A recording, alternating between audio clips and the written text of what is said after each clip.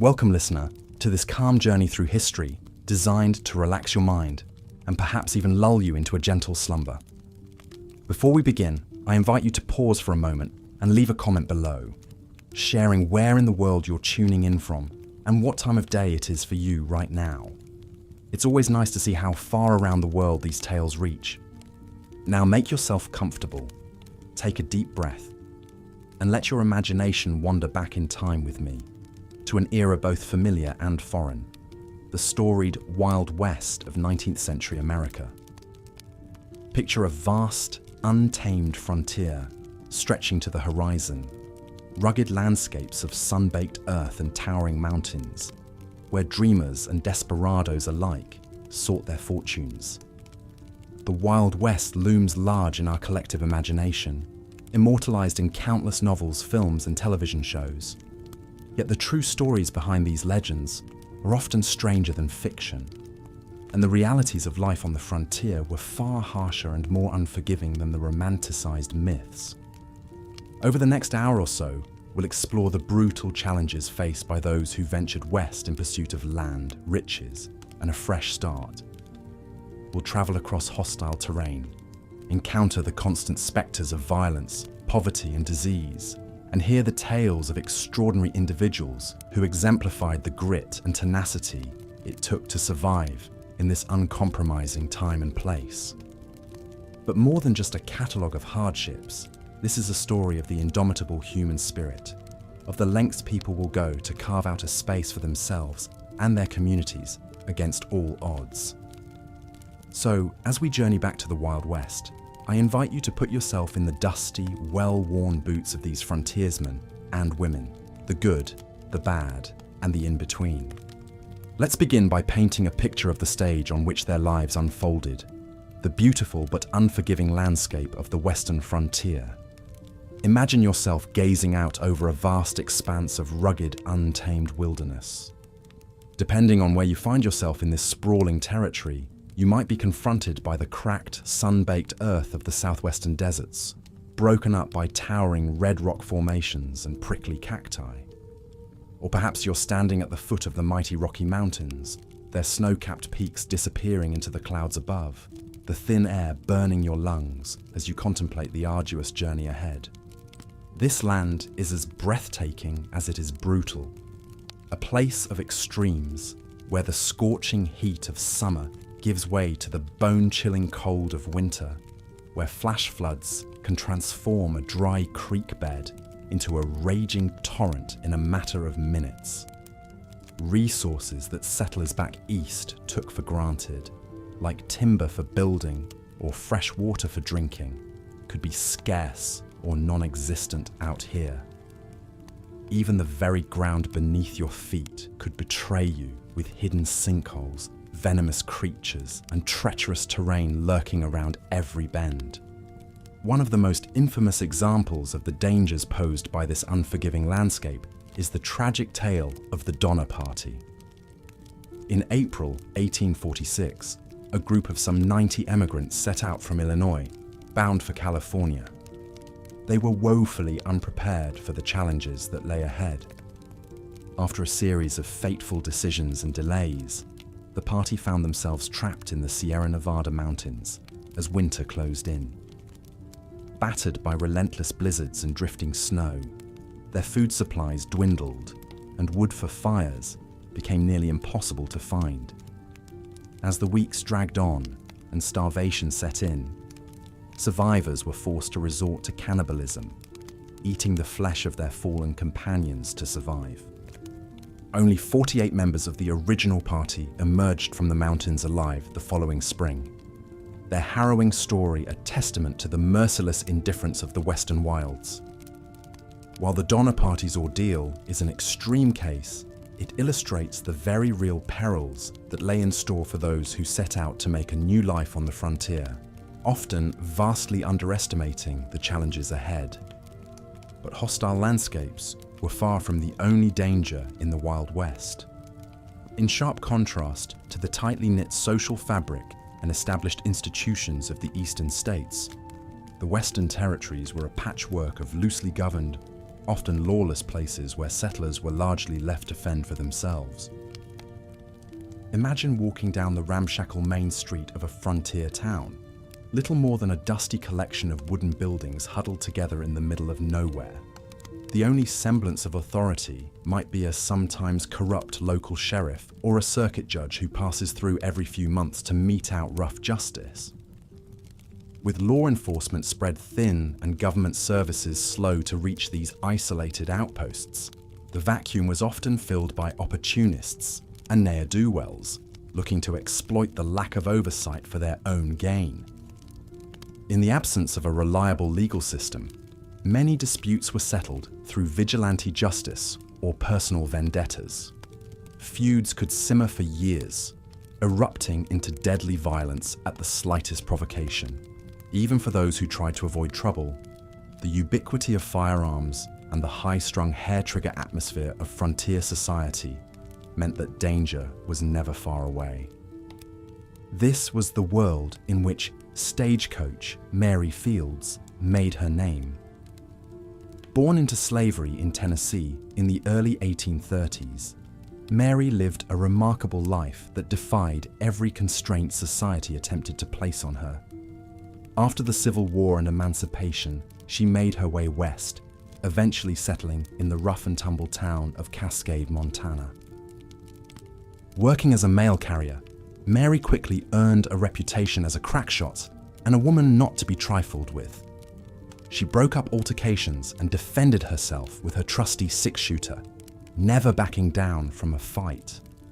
One particularly harrowing incident occurred when a hired gun, evidently offended by Mary's refusal to defer to him, challenged her to a shootout. As the story goes, the two squared off in the middle of town, hands poised over their pistols. At the signal, Mary drew her weapon with lightning speed and fired a single shot, disarming her opponent and leaving him with a shattered wrist. From that day forward, no one in Cascade dared to challenge Stagecoach Mary again. While Mary Fields triumphed in her confrontation, for many others, the constant specter of violence in the Wild West led to tragic ends. The Lincoln County War, which erupted in the late 1870s in the New Mexico Territory, exemplified how the toxic mix of lawlessness, greed, and unchecked masculinity could escalate into a full-blown bloodbath. The conflict centered around a bitter rivalry between two factions of wealthy cattle barons and merchants, each vying for economic and political control of the region. As tensions mounted, both sides began amassing small armies of hired guns and ranch hands, among them a young Ohioan named William Bonney, better known to history as Billy the Kid. What followed was a months-long orgy of violence and retribution, with ambushes, assassinations, and pitched battles erupting across Lincoln County. By the time the dust settled, dozens lay dead, including one of the original instigators of the conflict, Englishman John Tunstall, gunned down by a posse of his rivals' enforcers. The Lincoln County War captured the imaginations of newspaper readers back east, who thrilled to the bloody tales emerging from the western frontier. But for the residents of Lincoln County, caught in the crossfire of men's ruthless ambitions, the reality was one of terror, grief, and senseless loss of life. As harrowing as the threat of violence was, it was far from the only hardship faced by those who ventured west. For the vast majority, daily life was dominated by backbreaking labor in often brutal conditions, whether in mines, on ranches, or laying the tracks that gradually knitted the nation together. Consider the life of a typical cowboy, immortalized in countless Hollywood westerns as a figure of romance and adventure. In reality, theirs was a grueling, dangerous existence, often spent in the saddle for weeks on end, driving herds of cattle across hundreds of miles of unforgiving terrain. Cowpunchers contended with stampedes, treacherous river crossings, and the constant threat of injury or death from the horns or hooves of the unpredictable beasts in their charge. They braved blistering heat, driving rain, and the ever-present choking dust, subsisting on a monotonous diet of beans, dry biscuits, and black coffee. For black cowboys, like Nat Love, who estimates suggest made up as much as a quarter of the ranch hands in the postbellum West, these hardships were compounded by the ever-present specter of racism and discrimination. Born into slavery in Tennessee in 1854, Nat found his way west as a teenager after emancipation, where he quickly earned a reputation as a skilled horseman and dead-eye shot. Over the course of his long career, Nat worked on some of the most famous cattle drives of the era, facing down rustlers, hostile tribes, and the unforgiving elements with courage and aplomb. Yet despite his evident skill and experience, as a black man, he was routinely denied the respect and opportunities afforded his white counterparts. In his autobiography, Nat recounts one particularly galling incident when, after winning a roping and shooting contest against a field of white competitors, he was forced to accept his prize in secret for fear of violent reprisals from the angry crowd.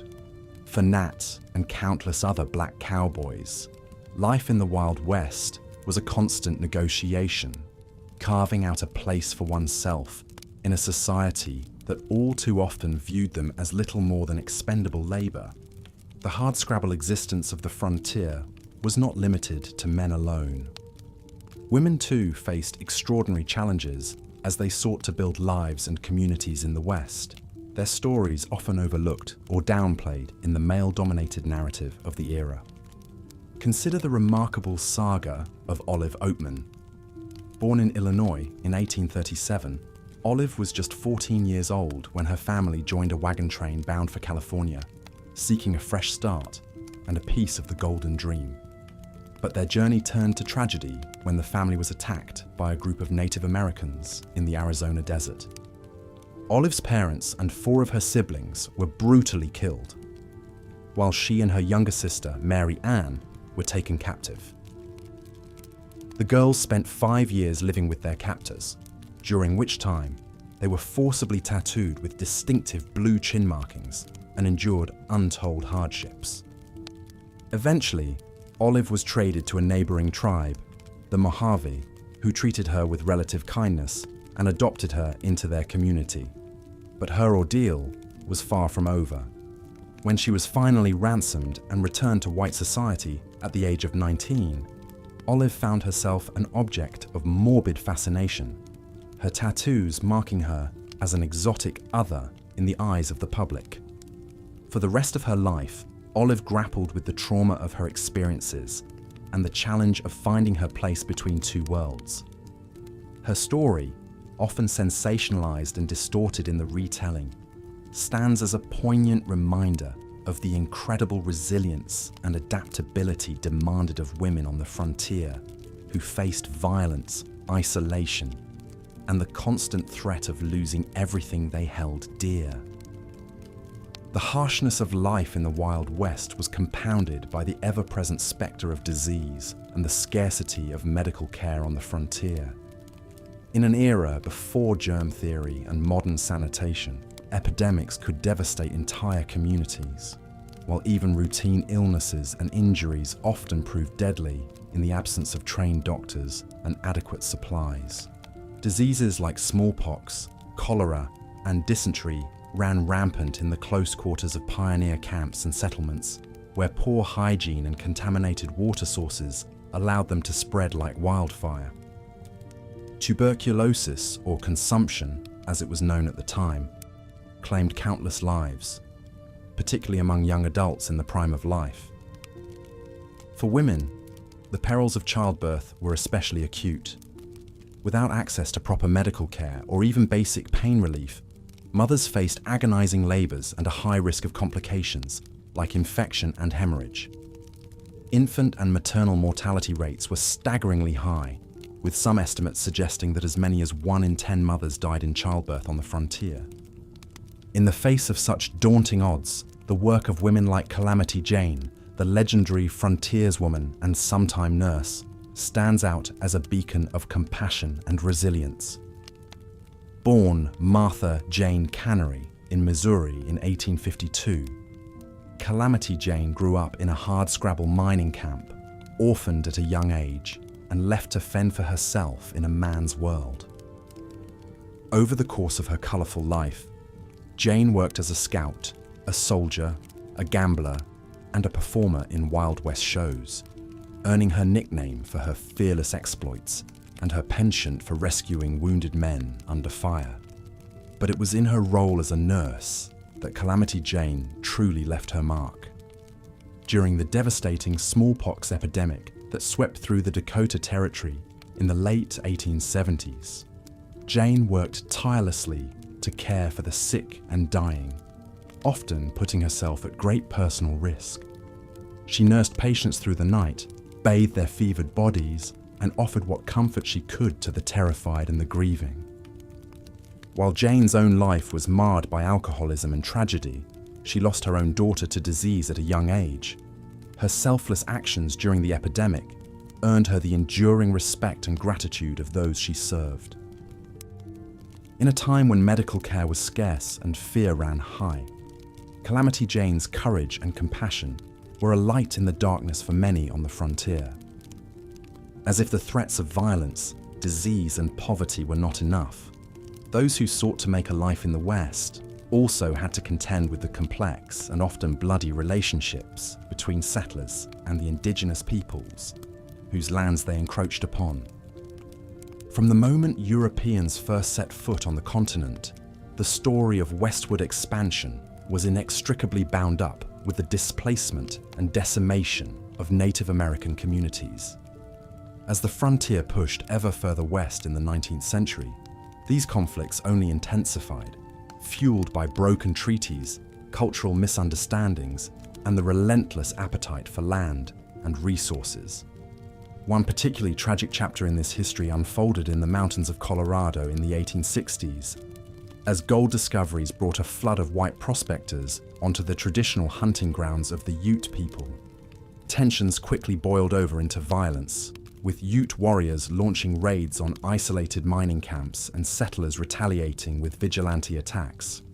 At the center of this conflict was the Ute chief Antonga Black Hawk, a skilled diplomat and a fierce defender of his people's way of life. As the situation deteriorated, Black Hawk sought to negotiate a peaceful resolution, even as younger warriors agitated for all-out war. But the discovery of gold in the San Juan Mountains in 1869 proved the final straw. As thousands of miners poured into the region, the US government unilaterally abrogated its treaty with the Utes, seizing vast swaths of their land and confining them to a tiny, barren reservation far from their ancestral home.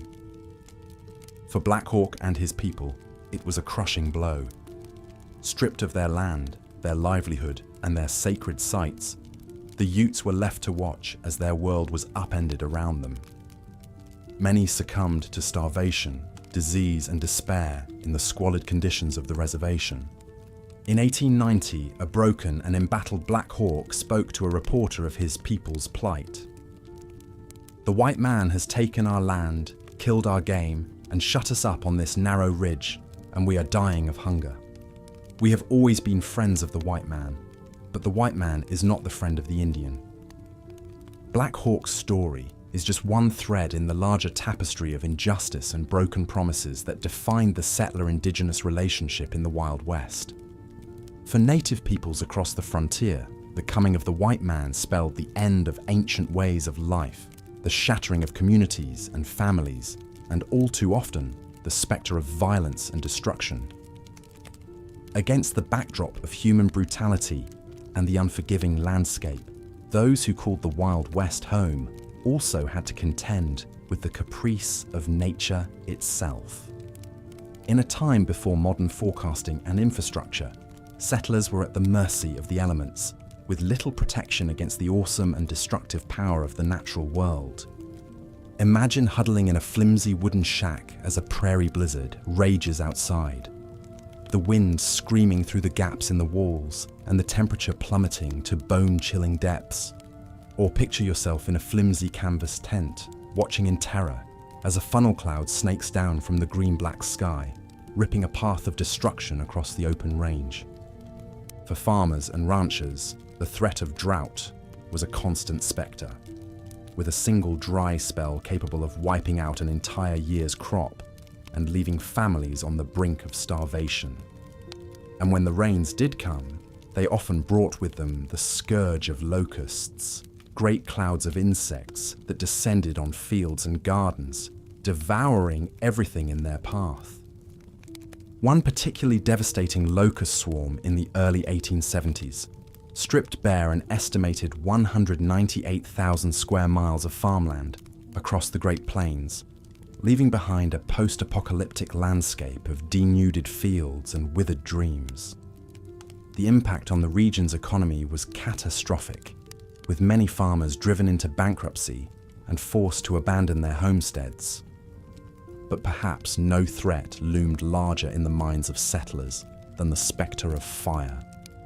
In a land of dry grass and wooden buildings, a single spark could quickly become an all-consuming inferno, destroying homes, livestock, and lives with terrifying speed. The vast, rugged terrain of the American frontier presented numerous obstacles and dangers for the hardy settlers who ventured westward. From the scorching deserts of the Southwest to the treacherous mountain passes of the Rockies, the landscape was as breathtaking as it was unforgiving. In the arid regions, water was a precious commodity. Settlers had to carefully plan their journeys and encampments around the locations of springs, streams, and waterholes. Even then, drought could cause these life-sustaining sources to dry up unexpectedly. Flash floods were another deadly hazard in canyon country. A sudden downpour miles away could send a wall of water sweeping down an arroyo without warning, washing away tents, livestock, and any unfortunate souls in its path. Crossing the mountains, whether by wagon or on foot, was an arduous undertaking fraught with peril. The high alpine passes were only accessible for a few months each summer, before becoming blocked by deep snow. Travelers had to time their treks carefully and be prepared to face steep precipices, rock slides, and sudden storms that could disorient and strand them in freezing temperatures. Many who attempted these crossings paid with their lives when starvation, exposure, or accident claimed them. Even those who made it through the mountains faced the ongoing challenges of finding food, shelter, and fuel in an untamed land. Game could be scarce, particularly after the mass slaughter of the bison herds. Wood for building and fires was a rare commodity on the barren plains. Settlers had to rely on buffalo chips, sagebrush, and yucca stumps for their cooking and heating needs. Perhaps no story better illustrates the potential for disaster than the harrowing ordeal of the Donner Party. In the spring of 1846, this group of 87 emigrants left Illinois in a wagon train bound for California. They were an eclectic mix: farmers, businessmen, young families with infants and small children, elderly grandparents, and bachelors seeking a new start. An ill-advised shortcut and a series of mishaps and poor decisions slowed their progress through Utah and Nevada. By the time they reached the Sierra Nevada in late October, winter storms had already begun, dumping heavy snow in the mountain passes. The party found themselves hopelessly stranded just shy of their destination. Supplies quickly ran low. The starving travelers ate their pack animals, their pets, old leather hides, anything to keep going. Some perished from exposure in makeshift cabins. Others died of starvation despite valiant attempts to reach California on homemade snowshoes to bring back food. As the winter dragged on and the snows deepened, the most shocking turn of events transpired. Some of the desperate survivors resorted to cannibalizing the bodies of their deceased companions. Though judged harshly by many, their gruesome actions reflected the extreme desperation of their plight. Only 48 of the original 87 lived to be rescued, gaunt, hollow-eyed specters forever haunted by those who had been lost. The tragic fate of the Donner Party served as a grim warning of the dangers that awaited those who dared to test themselves against the wild frontier. But even settlers who avoided such dramatic calamities had to contend with the constant reality of living beyond the reach of civilization. In the early days of westward expansion, there was little in the way of organized law and order in these remote territories. Before official governments could be established, responsibility for community safety and peacekeeping often fell to vigilante groups.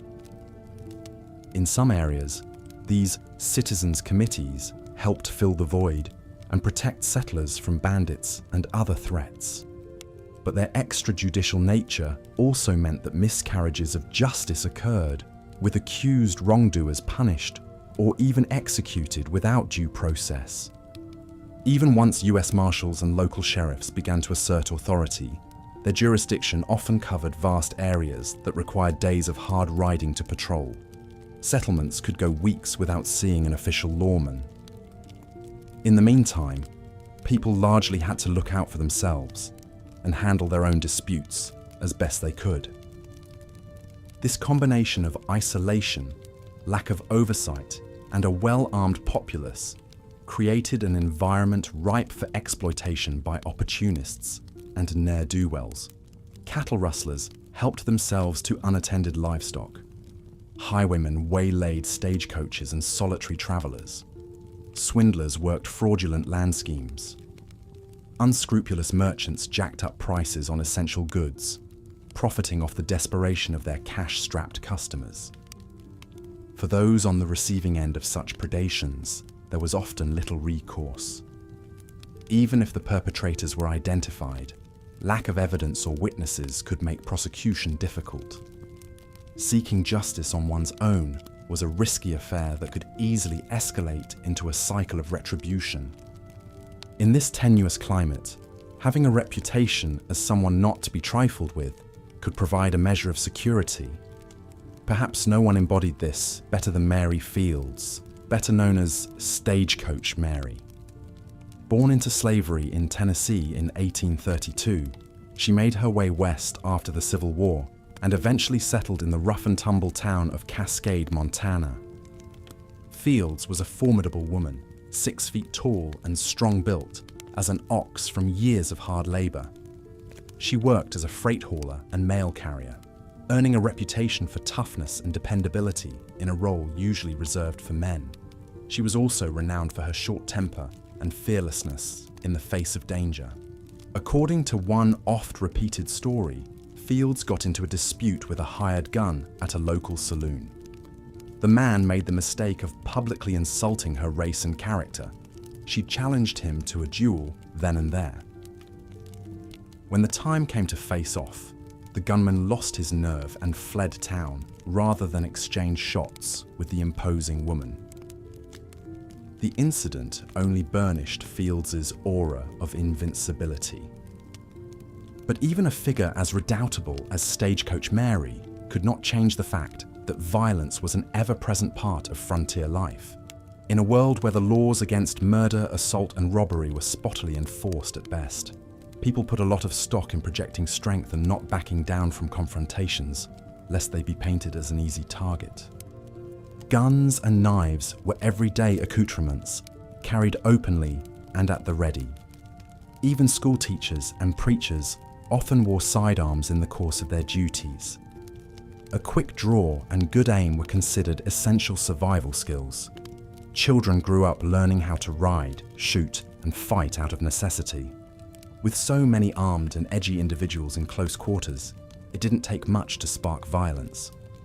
Drunken saloon arguments, card game disputes, and bruised egos could all lead otherwise upstanding citizens to start shooting or stabbing one another at the drop of a Stetson hat.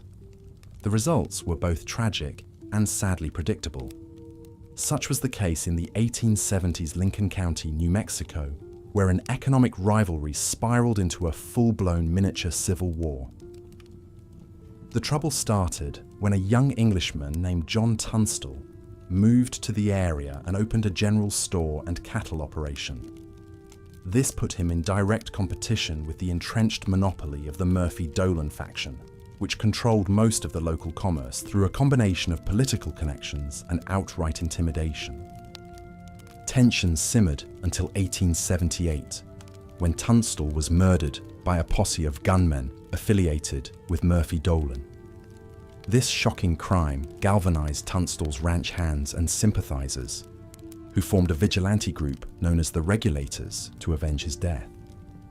Among the Regulators' members was none other than William McCarty, better known to history as Billy the Kid. Then, only 18 years old, the charismatic gunslinger would become one of the most notorious figures of the Lincoln County War, as he and the others targeted Murphy Dolan men with impunity. Over the next few months, bloody skirmishes and assassinations rocked the county as the two sides battled for control. The violence finally subsided after newly appointed Sheriff Pat Garrett hunted down and killed several of the Regulators, including Billy the Kid. In the end, nearly 24 men had lost their lives over what amounted to a business dispute and clash of egos.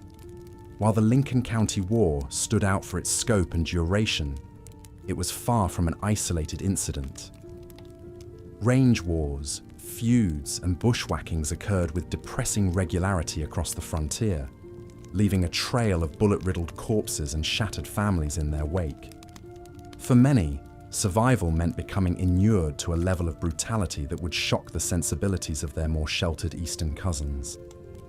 But even those who avoided being drawn into such overt conflicts often had to contend with the ever-present spectre of death in their daily struggles to eke out a living. In an era before mechanization, the work required to build and sustain a life on the frontier was backbreaking and fraught with dangers. Consider the hardscrabble lot of a homesteader trying to turn virgin prairie into a working farm. First, the sod had to be broken with a heavy iron plough pulled by a team of oxen or mules. This was slow, punishing work under the hot sun, with clouds of insects swarming any exposed skin. A man could spend weeks doing nothing but guiding the plough back and forth, wrenching out the thick tangle of grass roots to prepare the soil for planting. If he was lucky enough to get his crops in the ground before the short growing season ended, the farmer then had to pray that drought, hail, or locusts didn't destroy his harvest. A single failed crop could spell doom for a cash-strapped settler family with no reserves to fall back on. Even a good yield was no guarantee of comfort, as the long trip to the nearest market town left perishable produce vulnerable to spoilage. Livestock operations were hardly less grueling or chancy.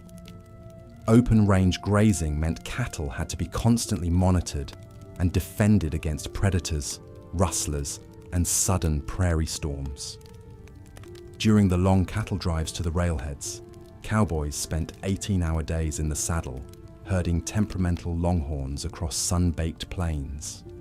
At night, they contended with stampedes, rattlesnakes and marauding coyotes while bedding down on the hard ground. When boredom or loneliness got the better of them, cowhands with more daring than sense often engaged in reckless tests of skill like riding the blind, where a rider would spur his horse to a gallop, then attempt to crawl under its belly and emerge on the other side without falling off. Such stunts provided momentary thrills, but added to the already high toll of injury and death that pervaded the cattle industry. Still, for those hardy enough to endure its rigors, the cowboy life offered a level of egalitarianism that was rare for the time. On the long trail, a man's worth was measured by his grit and abilities rather than his pedigree or skin color. Black, white, Hispanic and Native American drovers all worked side by side and relied on one another for mutual survival. This was the world in which Nat Love made his name as one of the most famous African-American cowboys of the Old West. Born into slavery in 1854 Tennessee, Love headed west as a teenager after the Civil War to seek opportunity and adventure. He found work as a cowpoke on the vast cattle ranges of Texas and Arizona, earning a reputation as a top hand and expert marksman. Love's prowess in the saddle and with a six-shooter made him a minor celebrity on the frontier. He claimed to have won shooting contests against the likes of Bat Masterson and Billy the Kid. He also performed in some of the early Wild West shows that mythologized cowboy culture for Eastern audiences. But even a figure as respected as Love couldn't escape the dangers and indignities that came with being a person of color in the post-Civil War era. He wrote in his autobiography of nearly being lynched by a racist mob in Dodge City, Kansas, and of constantly having to assert his right to equal treatment in a society that still viewed black men as second-class citizens, at best. Love survived these perils and prejudices and eventually settled into a quieter life as a Pullman porter on the railroads. But his story serves as a reminder that even in the relatively fluid social order of the frontier, the burdens of race and class were never far from the surface. For all the hardships that men like Love endured in pursuit of their Western dreams, the plight of women on the frontier could be even more precarious. In a male-dominated society where physical strength and force of arms often defined the social order, women were frequently left vulnerable to exploitation and abuse. Some, like Olive Oatman, found themselves thrust into harrowing circumstances through no fault of their own. In 1851, 14-year-old Oatman was traveling west with her Mormon family when their wagon train was attacked by a group of Native Americans in present-day Arizona. Her parents and 4 siblings were killed in the raid, while Olive and her younger sister, Mary Ann, were abducted. The girls spent the next year as captives of the Yavapai people before being traded to the neighboring Mojave tribe. There, they were initially treated with kindness and even adopted into the chief's family. But when a severe drought struck the region, Mary Ann perished from starvation along with many Mojaves. Olive survived and was eventually ransomed back to white society after 5 years with the tribe. She bore the distinctive blue chin tattoo that the Mojave women had given her as a mark of belonging. This, combined with the sensational nature of her ordeal, made her an object of fascination and pity in the popular press. Oatman spent the rest of her life grappling with the trauma of her experience and her uneasy position between 2 cultures.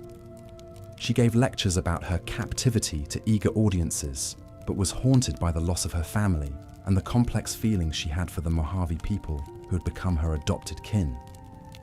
Her tale underscores the bleak reality that for many women, the Western frontier was a place of loneliness, grief, and difficult compromises.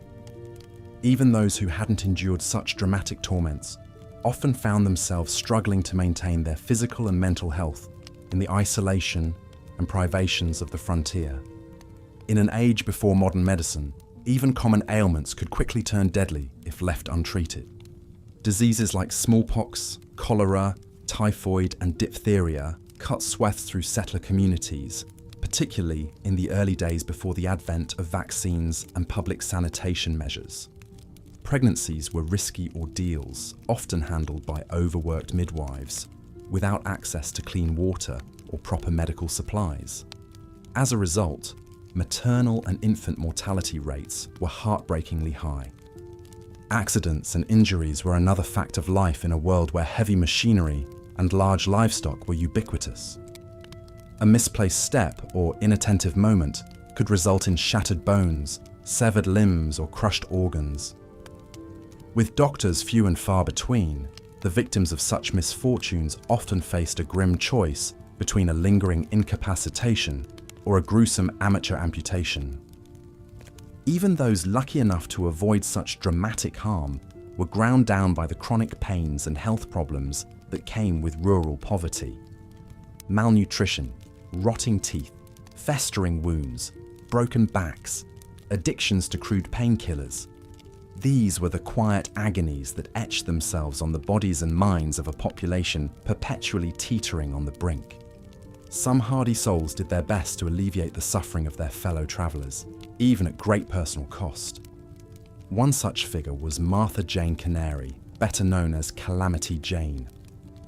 An orphan-turned frontierswoman, Canary made a name for herself as a hard-drinking, straight-shooting character in the boomtowns of Montana and the Dakotas. But beneath her rough exterior beat the heart of a compassionate nurse who never shied away from tending to the sick and dying. during a devastating smallpox outbreak in the late 1870s, Canary worked tirelessly to comfort those stricken by the disease, even after contracting it herself. She survived, but the ordeal left her permanently weakened and prone to the alcoholism that would plague her for the rest of her life. Canary's story is a poignant reminder of the toll that frontier life could take, even on the most resilient of spirits. For every calamity Jane, who managed to eke out a measure of fame and independence in the Wild West, there were countless others who succumbed to despair, addiction, or simple exhaustion in the face of unrelenting adversity. And few faced greater adversity than the Native American tribes who found their ancestral lands and ways of life under assault by the westward expansion of the United States. From the moment the first wagon trains set out along the Oregon Trail, the delicate balance that had sustained the indigenous peoples of the Great Plains and Rocky Mountains for generations began to unravel. The most immediate threat came in the form of epidemic diseases like smallpox and measles, which the settlers inadvertently introduced to populations with no natural immunity. These microscopic invaders scythed through tribal groups, killing up to 90% of some communities. The survivors were left reeling, their social structures and knowledge systems decimated overnight. As if this wasn't devastating enough, the tribes also had to contend with the insatiable appetite of the growing United States for new land and resources. In a series of lopsided treaties, the federal government coerced native leaders into ceding vast swaths of territory in exchange for paltry annuities and assurances of protection that were often quickly abandoned. When some tribes resisted these incursions, they were met with overwhelming military force. The Indian Wars of the mid to late 19th century pitted lightly armed warriors against a modern army equipped with repeating rifles and artillery. The outcome of these conflicts was as tragic as it was inevitable. Even tribes that sought accommodation fared little better in the end. The Southern Ute people of present day. As we've seen, life on the western frontier was certainly no picnic. The legendary gunslingers, cowboys, and pioneer folk we mythologize in popular culture did in fact exist, but their day-to-day lives were marked by unrelenting hardship that's difficult for us to fully comprehend today. Take, for example, the harrowing ordeal of the Donner Party. In 1846, this ill-fated group of migrants set out from Illinois in a wagon train bound for California, hoping to make a fresh start out west. Led by George Donner and James F. Reed, the party started their journey dangerously late in the year with minimal provisions. After opting for a largely untested new route and getting delayed by a series of mishaps, they found themselves trapped in the snowy Sierra Nevada mountains as winter closed in. Out of food and unable to progress or retreat, the Donner Party's grim fate is the stuff of macabre legend. Survivors resorted to cannibalism, eating their pack animals, and even the frozen bodies of their fallen comrades in a desperate attempt to stay alive. Only 48 out of the original 87 members lived to tell the tale come springtime. While the Donner Party's plight is certainly an extreme example, it illustrates the perils of underestimating the brutality of the frontier and how quickly one false move could spell disaster. For those who did make it out to far-flung settlements, law and order were distant concepts. In the early days, it could take months or years for a US Marshal to be appointed to a new territory. Even then, effective law enforcement was a tall order, given the sheer vastness of the West. Matters of justice were often settled at the barrel of a gun. Vigilante posses, blood feuds, and score-settling violence were just a part of life. One larger-than-life figure who knew this reality all too well was stagecoach Mary Fields. Born into slavery in Tennessee around 1832, Fields gained her freedom after the Civil War and headed west, eventually settling in the rough-and-tumble town of Cascade, Montana. She earned her nickname for her reliability in operating a mail stagecoach route, as she was a crack shot with a rifle and afraid of no one. Fields had a prodigious capacity for hard liquor and a hot temper to match. She was notorious for her frequent barroom brawls and for shooting holes in the hats of those who crossed her. One particularly legendary incident occurred when a hired gun came to town, intent on killing her. But Fields was not one to back down from a fight. As the story goes, when the assassin burst into the saloon guns blazing, Fields calmly set down her glass of whiskey, drew her trusty six-shooter, and put a bullet square between the man's eyes before he could get off a single shot. A testament to her formidable reputation as someone not to be trifled with.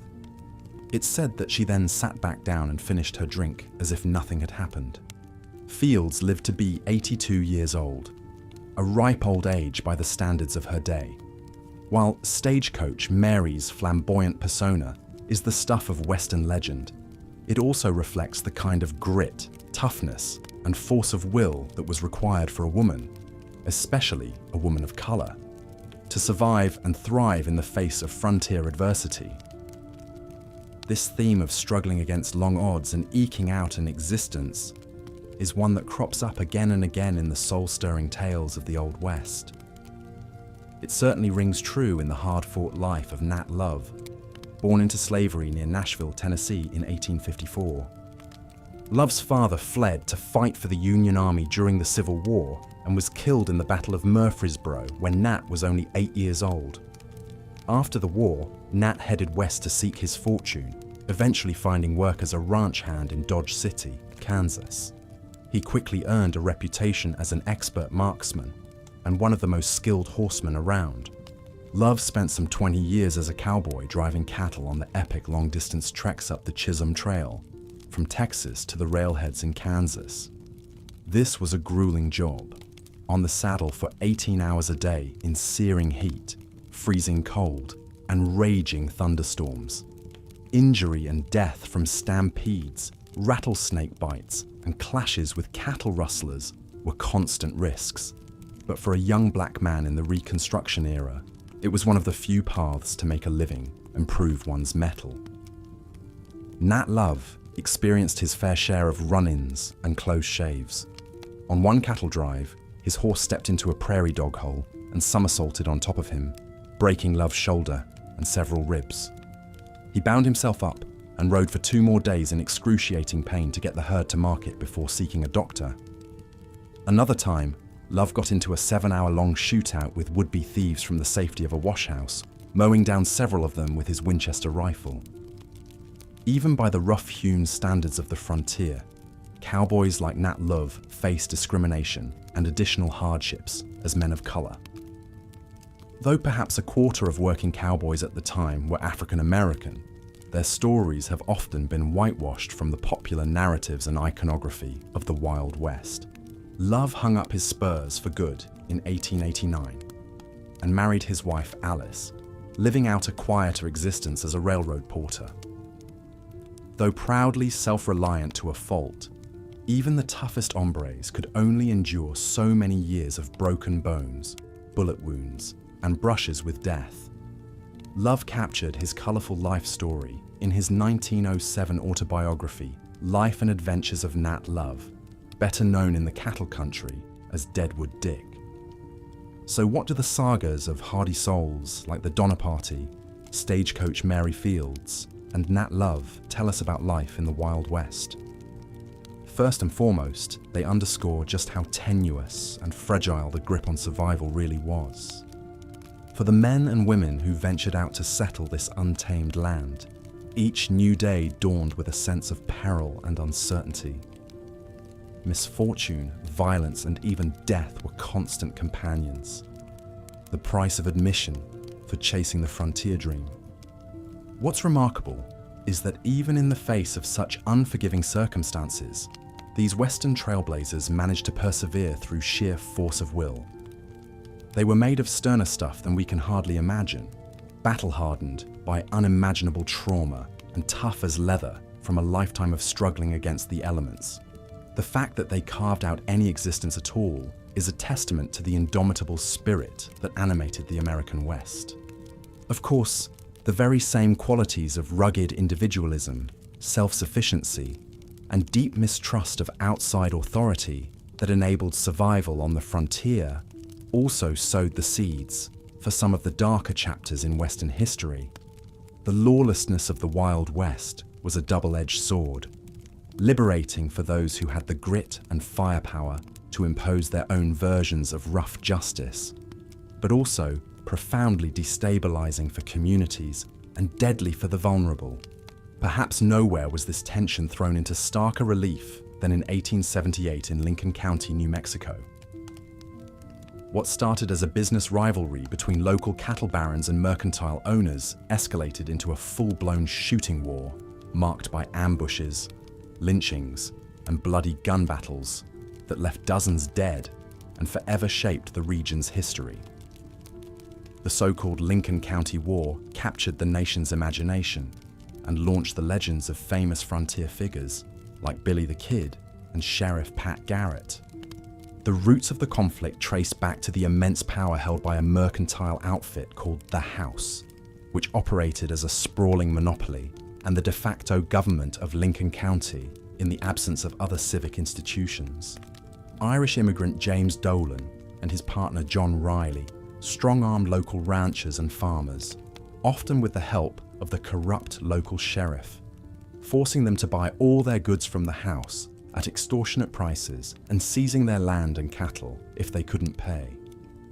Opposition to Dolan and Riley's iron-fisted rule started brewing among settlers, particularly an English cattle rancher named John Tunstall and a young ambitious lawyer named Alexander McSween. In 1877, they set up a rival store in the town of Lincoln and began encouraging farmers to source their supplies there instead, setting the stage for an epic power struggle. Tensions exploded into violence in February 1878 when Sheriff William Brady dispatched a posse to attach Tunstall's horses to settle a trumped-up debt. When Tunstall protested, he was shot dead on the spot, igniting a furious backlash and cries for retribution against Dolan, Riley, and their corrupt law enforcement cronies. Tunstall's ranch hands, a ragtag bunch of gunslingers led by a charismatic outlaw named Billy the Kid, were deputized and sent to hunt down his killers. Thus began a bloody tit-for-tat guerrilla war marked by revenge killings, nighttime raids, and deadly ambushes between the two factions that came to be known as the Regulators and the Dolan-Riley Gang, or the House. Over the next several months, dozens were killed in the clashes. In the most infamous incident, newly appointed Sheriff Pat Garrett holed up in McSween's house in Lincoln, which was surrounded by 50 of Dolan's heavily armed men. On the 5th day of the siege, the defenders set the house ablaze, sending the occupants fleeing. McSween and several others were gunned down as they ran out, while Billy the Kid narrowly escaped by stealing a horse. The Lincoln County War petered out by the end of 1878, but its aftershocks would reverberate for years to come. It launched Billy the Kid to nationwide notoriety and a crime spree that would only end when his erstwhile friend Pat Garrett hunted him down and killed him in 1881. More broadly, it came to symbolize both the romance and anarchy of the frontier, a place where business beefs become blood feuds, and the line between lawmen and outlaws was paper-thin. The West's untamed reputation also proved to be a siren song for larger-than-life characters seeking redemption and reinvention, perhaps none more famous than Calamity Jane. Born Martha Cannery in 1852 Missouri, Jane gravitated to the frontier as a young woman, working a variety of odd jobs from dance hall girl to oxen team driver. She earned her memorable moniker, as she would later recount, after rescuing a certain Captain Egan when his horse was shot out from under him during a skirmish with Native Americans, braving a hail of bullets to lift him onto her own horse and spirit him to safety. Reflecting with her trademark wit on the episode, Jane mused that, "I named my pistol and rifle Calamity and Jane thereafter, in honor of the occasion." Like many of her contemporaries, Calamity Jane's biography is an elusive patchwork, equal parts fact and larger-than-life folklore. She was known for wearing men's clothing, being handy with a gun, and for her often vulgar, hard-drinking persona.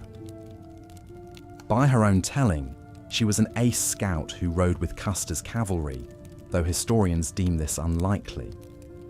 Her reputation was such that she became a popular subject of dime store novels and sensationalized newspaper accounts in her own lifetime.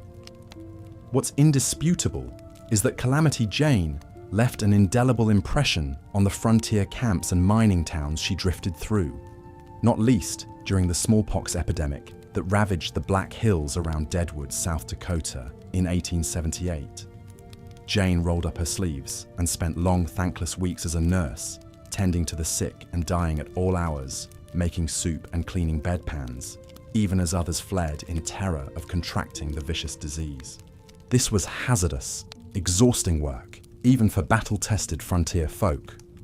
Highly contagious and spread by coughing, smallpox would cause high fevers, uncontrollable shaking, and a rash of fluid-filled boils, so painful that sufferers said it felt like they were being burned alive. Up to a third of those infected died. In an era before vaccines, it could tear through whole communities in a matter of weeks.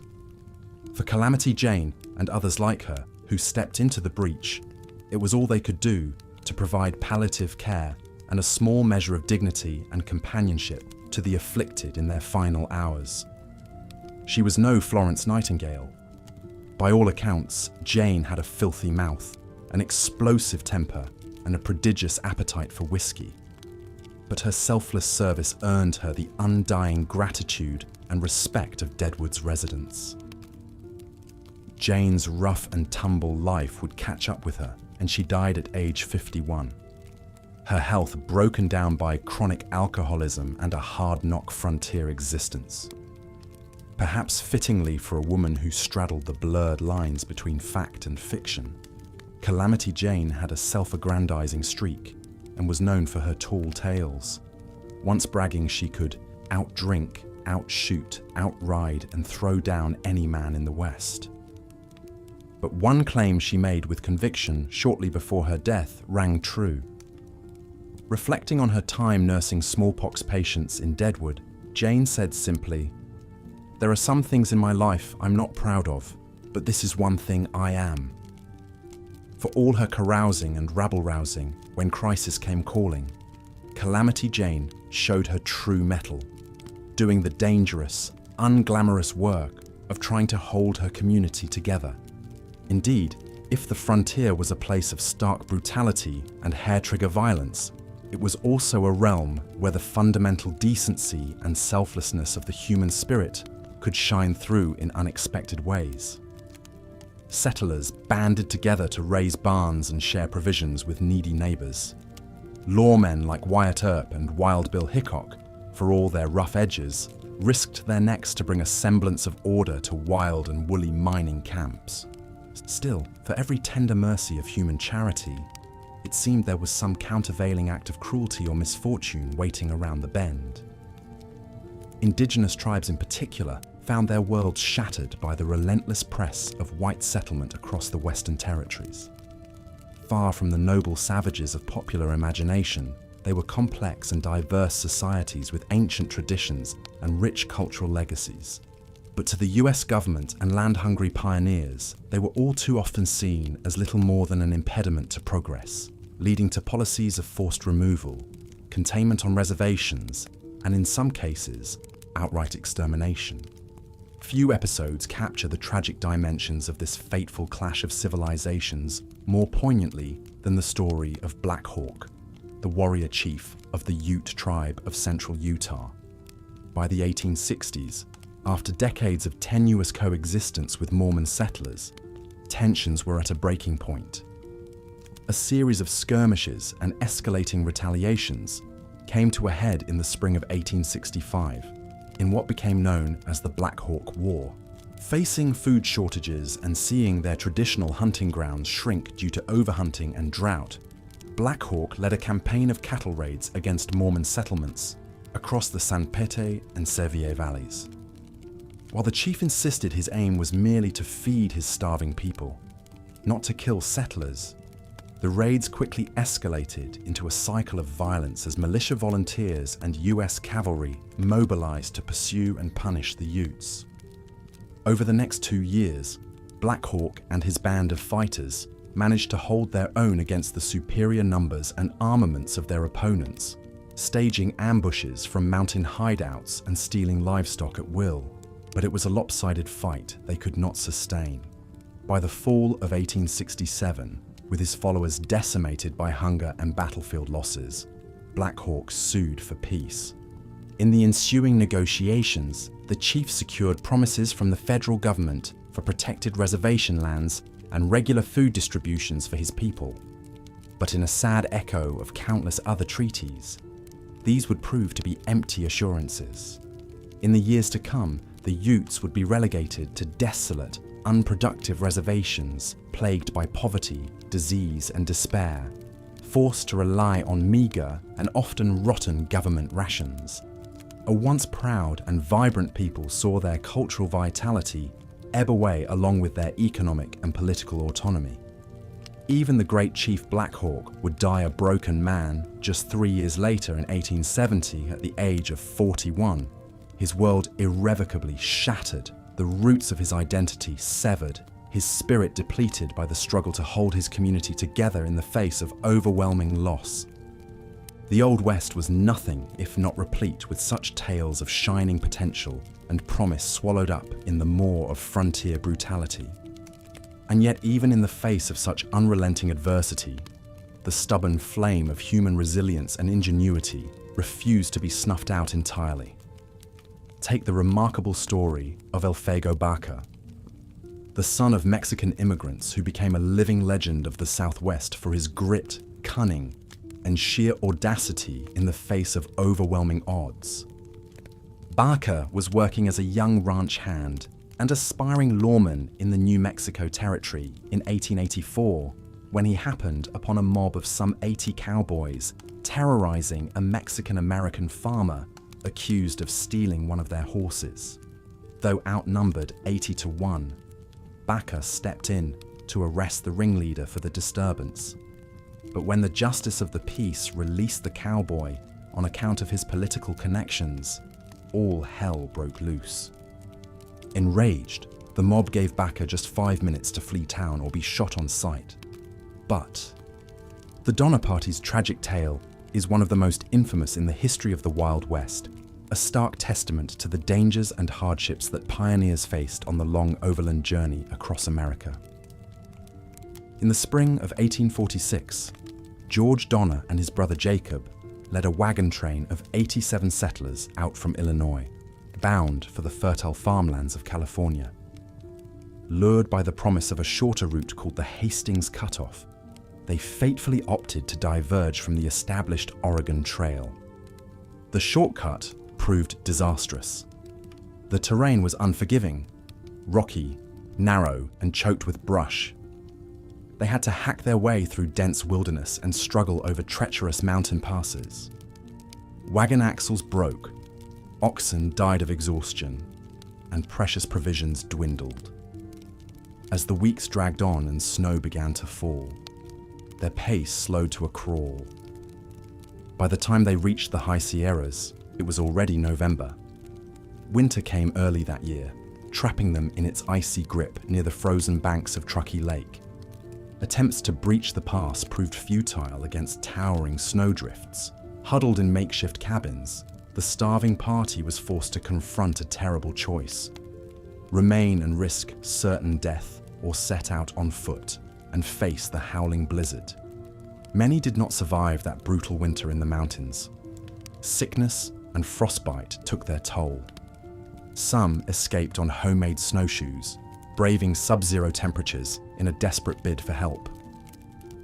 In the camps, the remnants ate twigs, strips of leather, and famously human flesh to ward off starvation. It was a ghastly scene of gnawed bones and emaciated faces, like something out of a nightmare. When rescuers finally arrived in February 1847, only 48 skeletal survivors remained, more than half the party having perished. Their gruesome ordeal sent shockwaves through the nation and remains a haunting cautionary tale to this day.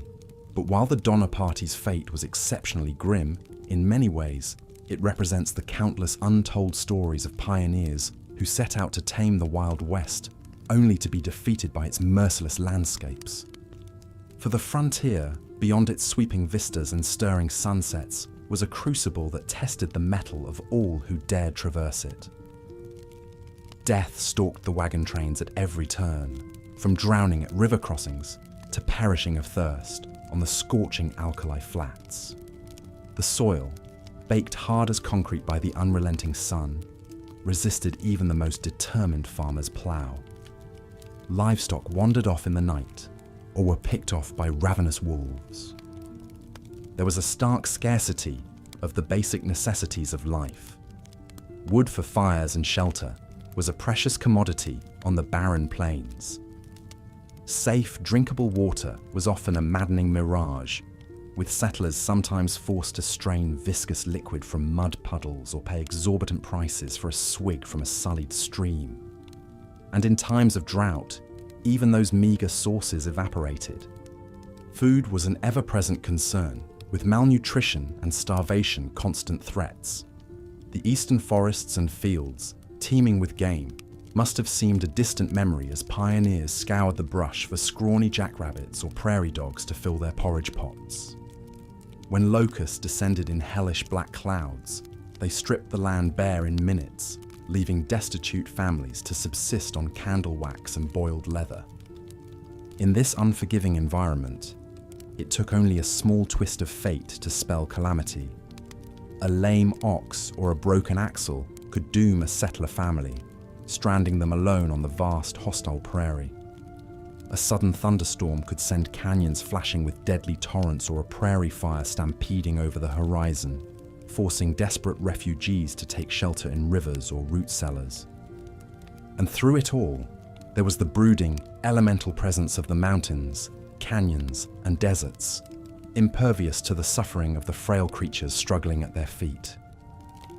The land itself seemed to wage a war of attrition on the pioneers, eroding their resolve with every passing mile.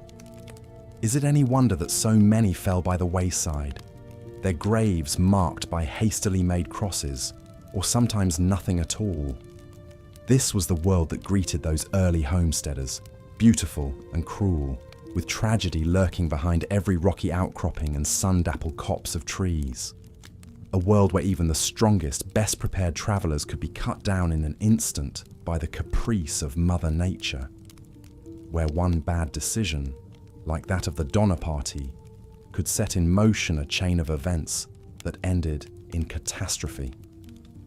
Some pioneers did eventually break through, of course. Battered and bruised, they planted crops, raised livestock, and hewn log cabins from the stubborn earth. They created the first fragile threads of civilization in the western wilds. But their success was bought with an ocean of blood, sweat, and tears, paid out mile by grueling mile. We remember the likes of Lewis and Clark, but there were nameless thousands who were swallowed up by the pitiless frontier, never to be seen again. Their stories may be lost to history, but they whisper to us still across the ages, in the ghostly ruins of a sod house on the Nebraska prairie, in the seared names on a sun-bleached wagon tongue in the Mojave Desert, and yes, in the wind that keens through the jagged peaks of Truckee Pass, where the Donner Party met its terrible fate. They remind us that for every legendary mountain man and intrepid pioneer, there were untold numbers who paid the ultimate price in loneliness, toil, and suffering. This, then, was the dark underside of manifest destiny, the human toll exacted by the grand westward expansion. We are right to celebrate the courage and grit of those who built a nation from sea to shining sea, but we do their memory a disservice if we forget the brutal calculus at the heart of it all.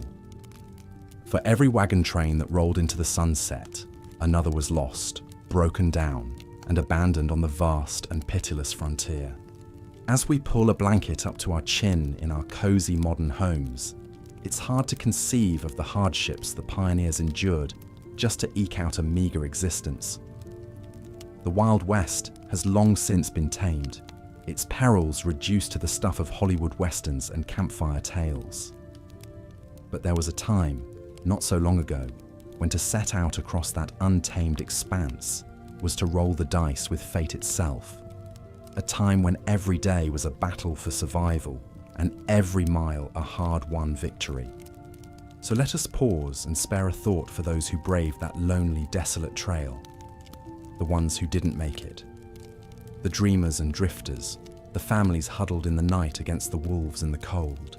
They may have been lost to history, but their struggles and sacrifices echo down to us through the ages. In the taming of the Wild West, it was they who paid the highest price of all. It's easy now to be seduced by the romance of the American frontier, the cowboys and the gold rush, the untamed wilderness stretching out beneath an endless sky. But the reality for those early pioneers was far harsher than any storybook tale. Unforgiving landscapes and Mother Nature's furious outbursts were just some of the challenges they faced. For even greater dangers often came from their fellow man. Without the stabilizing hand of government and law enforcement, a different kind of wildness held sway on the frontier. In remote outposts and boom towns, justice was often meted out at the end of a gun barrel by whomever was quickest on the draw.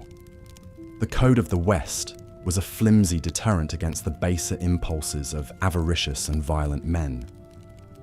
And so it was that the wagon trains and homesteads fell prey, not just to calamities of nature, but to the rapaciousness of opportunists and sociopaths. Hardened gunslingers, fresh from the killing fields of the Civil War, hired themselves out as enforcers and assassins. Scheming cattle barons and land speculators used fraud, intimidation, and outright murder to expand their empires. Through it all, the institutions of civilization were slow to take hold. Courthouses and jails were few and far between on the vast frontier. US marshals and local sheriffs, outnumbered and outgunned, struggled to maintain even a semblance of order. In the absence of formal authority, vigilante justice became the law of the land. For the vulnerable and disenfranchised, minorities, single women, small ranchers, and farmers, life on the frontier was especially fraught. They were easy marks for the unscrupulous, with little recourse against those who would rob, cheat, or physically abuse them. The fledgling court system offered scant protection, with land claims routinely thrown out, and juries often afraid to convict dangerous outlaws. In the face of such pervasive lawlessness, settlers were left largely to fend for themselves. Many took up arms in self-defense, going about their daily business, with a weather eye always open for trouble. Disputes between neighbors frequently escalated into deadly feuds and vendettas that stretched on for generations. It was a land where a man's worth was often measured by his skill with a six-shooter. Even the bonds of family offered little respite in this dog-eat-dog environment. Husbands abandoned wives to seek their fortune in the gold fields. Fathers pressed sons into service as farmhands and ranch workers from the time they could walk. Children were expected to grow up fast and pull their weight, with little time for play or sentimentality. Perhaps no one embodied this hard-scrabble existence more than stagecoach Mary Fields. Born into slavery in Tennessee in 1832, Fields made her way west after the Civil War, working as a groundskeeper at a convent school in Toledo, Ohio. In 1895, at the age of 63, she settled in Cascade, Montana, and took a job hauling freight and mail by stagecoach. It was perilous work for anyone, let alone an elderly black woman in a frontier town. Fields faced down bandits, blizzards and rugged mountain passes with a steely resolve, earning a reputation as one of the most reliable drivers in the territory. She also garnered fame for her toughness off the trail, reportedly besting any man who dared challenge her to a fight. One story tells of a hired gun who made the mistake of crashing Mary's birthday party and starting trouble. She calmly left the room, fetched her trusty six-shooter, and returned to plug the man right between the eyes. When the smoke cleared, she's said to have gone right on back to her cake, leaving the dead body sprawled on the saloon floor. Tales like this, while perhaps embellished over time, speak to the sheer grit and tenacity it took for Mary Fields and others like her to survive in the Wild West. For women and minorities especially, every day was a battle against not just the elements, but the prejudices and predations of their fellow man. They had to be tough as nails and twice as smart, just to make it through to sundown. Fields worked the Cascade route for 8 years, earning the respect of cowboys and stagecoach passengers alike. In her rare time off, she indulged her softer side, tending to her beloved garden and baking fresh bread for local baseball games. She was a formidable presence right up until her death in 1914, a symbol of the strength and resilience of frontier women. In a sense, Stagecoach Mary was fortunate. She managed to eke out a living and a modicum of independence in a time and place where the deck was heavily stacked against her.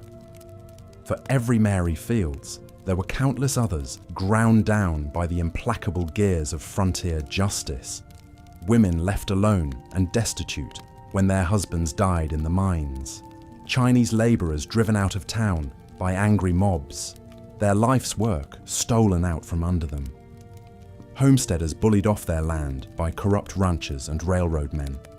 These were the forgotten casualties of the Wild West, the ones who bore the brunt of the lawlessness and predation that festered on the fringes of civilization. Their stories, often lost to history, are a reminder of the dark undercurrents that churned beneath the surface of the frontier. Behind the tales of gold strikes and cattle drives beat the faint and fading hearts of the dispossessed. Of course, violence and vigilantism weren't the only hazards settlers faced. Even those who steered well clear of gunslingers and range wars found plenty of other ways to die in the untamed West. From dangerous working conditions to rampant disease, the Grim Reaper wore many masks on the frontier. Consider the plight of the hard rock miners who swarmed the western hills in search of gold and silver. They spent their days toiling in dank, claustrophobic tunnels, chipping away at the unyielding stone with pick and dynamite. Cave-ins, explosions and noxious gases were a constant threat, sending many a miner to an early grave. Even those who emerged unscathed from the earth faced a battery of health problems from long-term exposure to dust and toxins.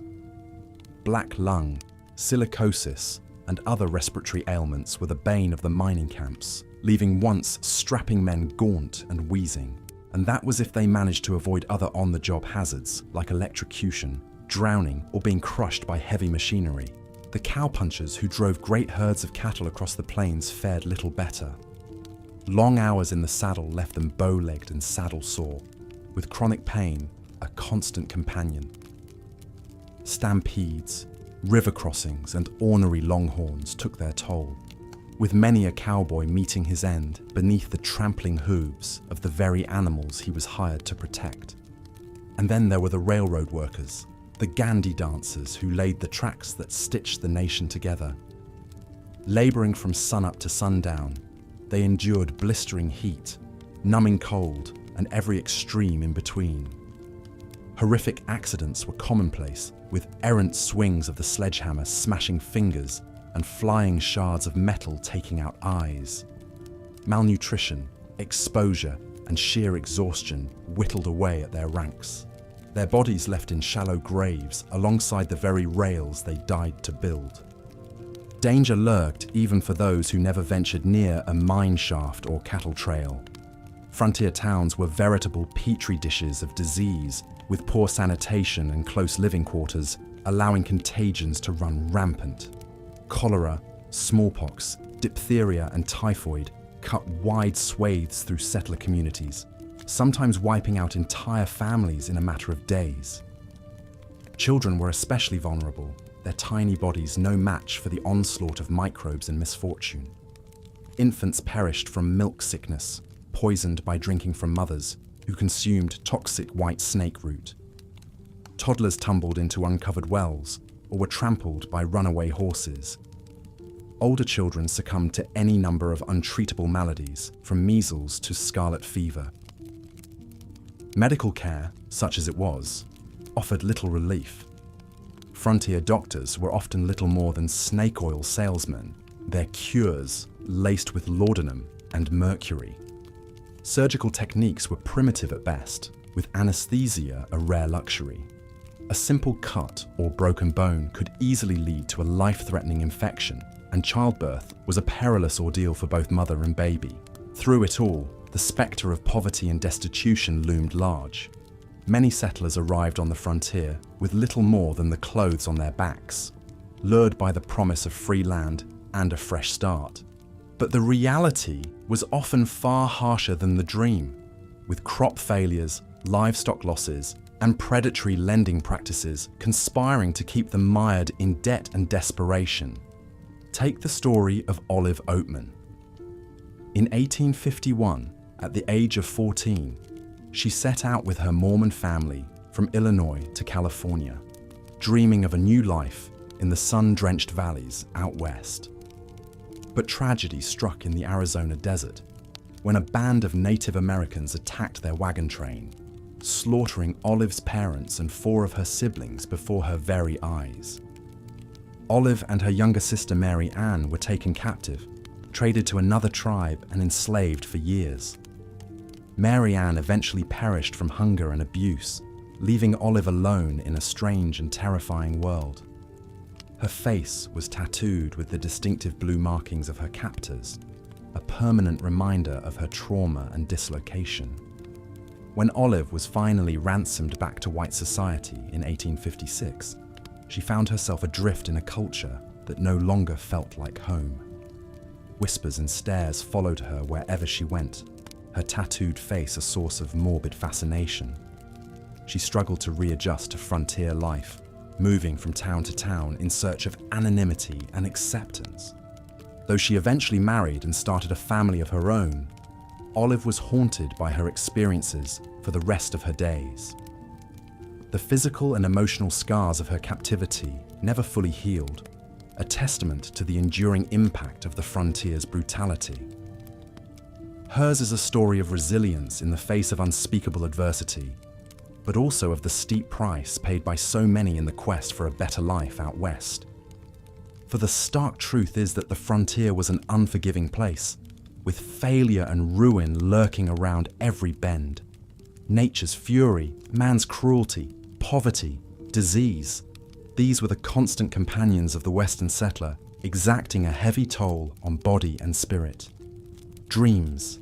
Life in the Wild West was also made brutal by the constant threat of violence that hung over every frontier town and settlement.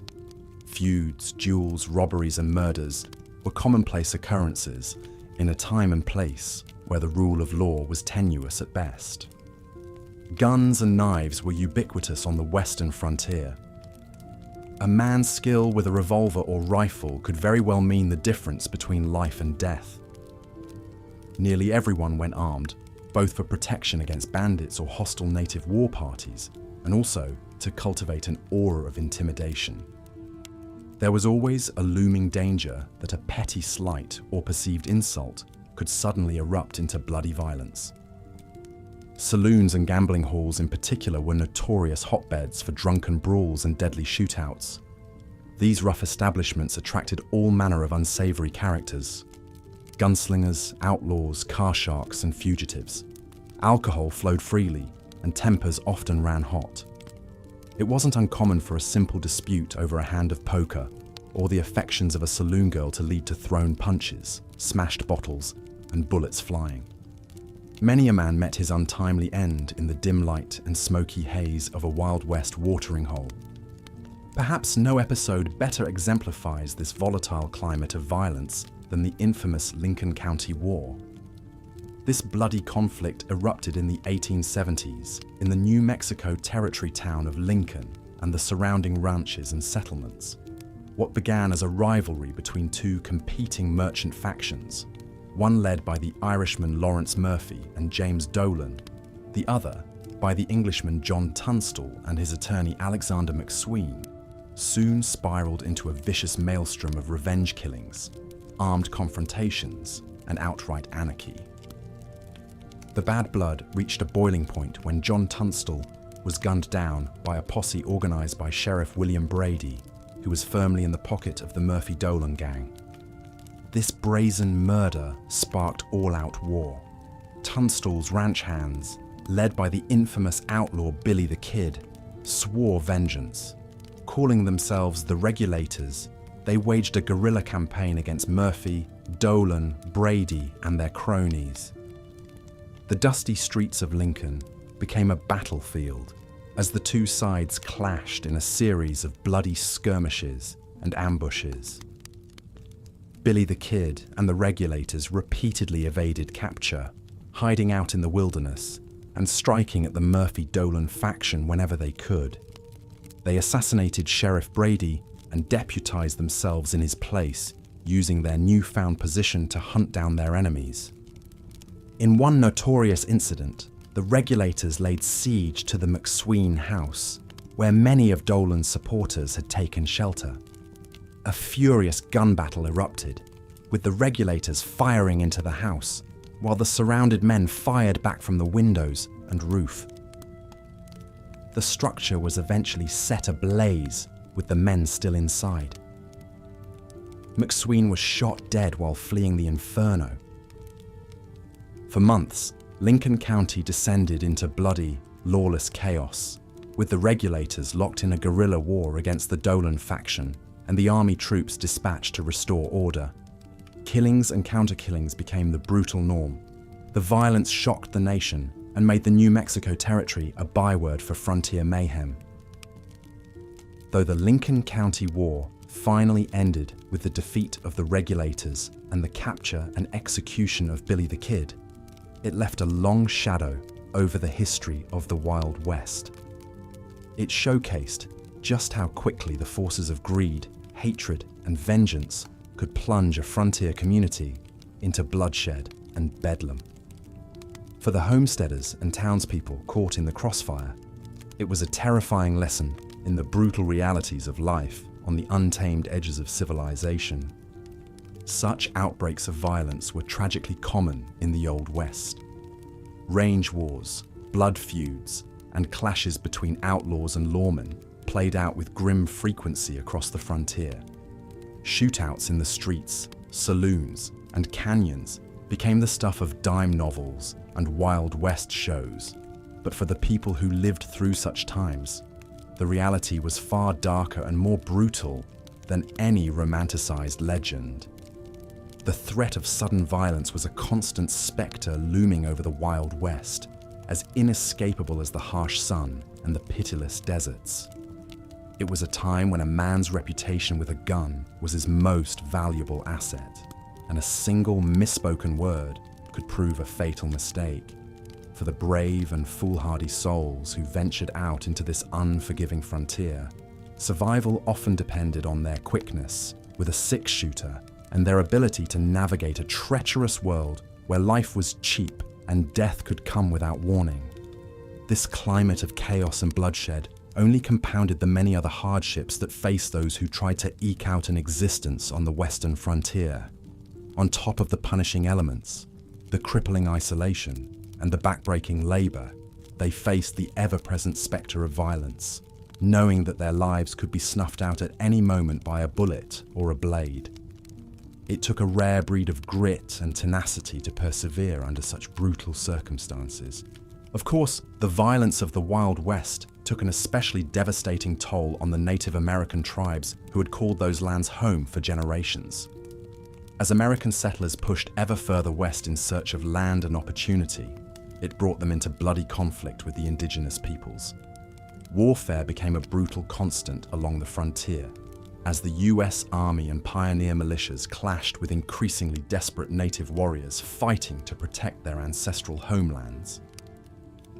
Tribes found their traditional hunting grounds and sacred sites overrun by miners, ranchers, and farmers. Again and again, they were forced to sign treaties ceding their territory, only to see those agreements violated as the relentless westward expansion continued. Corrupt government agents and greedy speculators conspired to rob them of what little land they had left. Reduced to a state of destitution, they faced poverty, disease, and dwindling food sources as the buffalo herds they depended on were driven to the brink of extinction. Some fought back fiercely, unwilling to surrender their way of life without a bitter struggle. Legendary warriors like Crazy Horse, Geronimo, and Sitting Bull led their people into battle against the US Army, winning stunning victories against the odds. But for all their skill and courage, they could not hold back the tide of manifest destiny and the sheer weight of numbers as more and more settlers poured west. The saddest epitaph for the brutality of this conquest can be seen in the grim fate that befell so many once proud Native American nations. Driven from their lands, decimated by war, hunger, and disease, they were forced onto bleak, inhospitable reservations where mere survival was a daily struggle. A way of life that had endured for thousands of years was crushed in a few blood-soaked decades, ploughed under by the remorseless westward march of an expanding young nation. The tragic saga of the Ute chief Black Hawk and his people stands as a poignant example of this brutal history. The Utes had long inhabited the mountain valleys and plateaus of what is now Utah and Colorado, living in scattered bands that migrated with the seasons to hunt and forage. Contact with white settlers and prospectors brought them trade goods and better weapons, but also devastating epidemics of smallpox and other diseases that tore through their villages like wildfire. As more and more settlers encroached on Ute lands, violent clashes followed. Tensions boiled over in 1865 with the ambush and murder of a revered Ute chief called Black Bear. His young son, Black Hawk, swore vengeance on the white men. For the next several years, he led a series of daring raids against isolated ranches and wagon trains, driving off horses and cattle, burning cabins, and killing any settlers who tried to resist. His name became a byword for terror among the Colorado frontier. But Black Hawk's war against the invaders was ultimately a losing battle. In 1870, a US Army force led by Colonel Edward Canby tracked the Ute warriors deep into the mountains. In a frigid, wind-whipped canyon, they engaged in a brutal running battle with Black Hawk's band. The Utes fought fiercely, but they were heavily outnumbered and outgunned. Many were cut down by rifle fire or died of exposure as they desperately tried to escape through the snow. Black Hawk himself survived the battle, but the defeat broke his resistance. With his people starving and ravaged by disease, he had little choice but to surrender. In a solemn ceremony at the Camp Douglas Army Post, the once feared war chief handed his rifle to Colonel Canby, a symbolic act of submission. He spent his final years living on the Uinta Reservation in abject poverty and misery, a sad shadow of his former proud self. When he passed away in 1877, it was scarcely noticed beyond the confines of the bleak reservation. Black Hawk's people fared little better. Confined to the reservation, they struggled to adapt to a bleak and unfamiliar way of life. Cut off from their traditional hunting and foraging grounds, they grew dependent on paltry government rations and corrupt Indian agents who cheated and exploited them. Despair, alcoholism, and disease ran rampant. A once thriving tribe was reduced to a shattered remnant, their population dwindling year by bloody year. The tragedy of the Utes played out with grim regularity all across the West, as the Native American way of life was crushed beneath the wheels of American expansion. The conquest of a continent had come at a bitter cost in blood and suffering. For the indigenous peoples who had called those lands home for centuries, the brutality of the Wild West era was nothing short of catastrophic. Displaced, decimated, and relegated to a bleak future of hardship and decline, they paid the ultimate price for one nation's ruthless push to fulfill its manifest destiny. From the sun-scorched deserts of the Southwest to the windswept plains of Montana, the violence and bloodshed of the frontier left a long legacy of pain and loss. It was an era of unremitting brutality, when sudden death was an ever-present fact of life, and even the strongest and bravest could be cut down without warning. For the Native Americans whose ancestral lands became a battleground, it was a time of unimaginable devastation, a descent into a darkness from which many tribes would never recover. Yet for all the tragedy and horror it witnessed, the Old West also gave rise to a special breed of tenacity, resilience, and stubborn determination. Faced with challenges and ordeals that would crush lesser souls, the men and women of the frontier found the strength to endure, to pick up the pieces and begin again no matter how many times they were beaten down. They etched a place for themselves through sheer grit and iron resolve, carving homes and communities out of an unforgiving wilderness with their blood, sweat, and tears. It's important to remember this duality when we look back on the Western frontier: the dark brutality and the dogged endurance, the cruelty and the courage, the savagery and the sacrifice. The realities of life in the Wild West were far harsher and meaner than any dime novel or Hollywood Western could ever depict. But that hard struggle also forged a distinctive identity and character, a uniquely American mythos of rugged individualism and indomitable spirit that endures to this day. The violence and suffering of that era should never be forgotten, but neither should the bravery and fortitude of those who lived it. The life of El Fuego Baca is a prime example of the grit, tenacity, and sheer determination it took to survive in the Wild West. Born in Socorro, New Mexico in 1865, Baca would go on to become one of the most legendary lawmen and gunfighters of his era. As a young man, Baca worked as a cowboy and miner, already getting a taste for the hard-scrabble frontier life. But it was a fateful day in October 1884 that would cement his place in Wild West law. The 19-year-old Baca, acting in his capacity as a deputy sheriff, arrested a cowboy for shooting wildly into the air in the town of Frisco.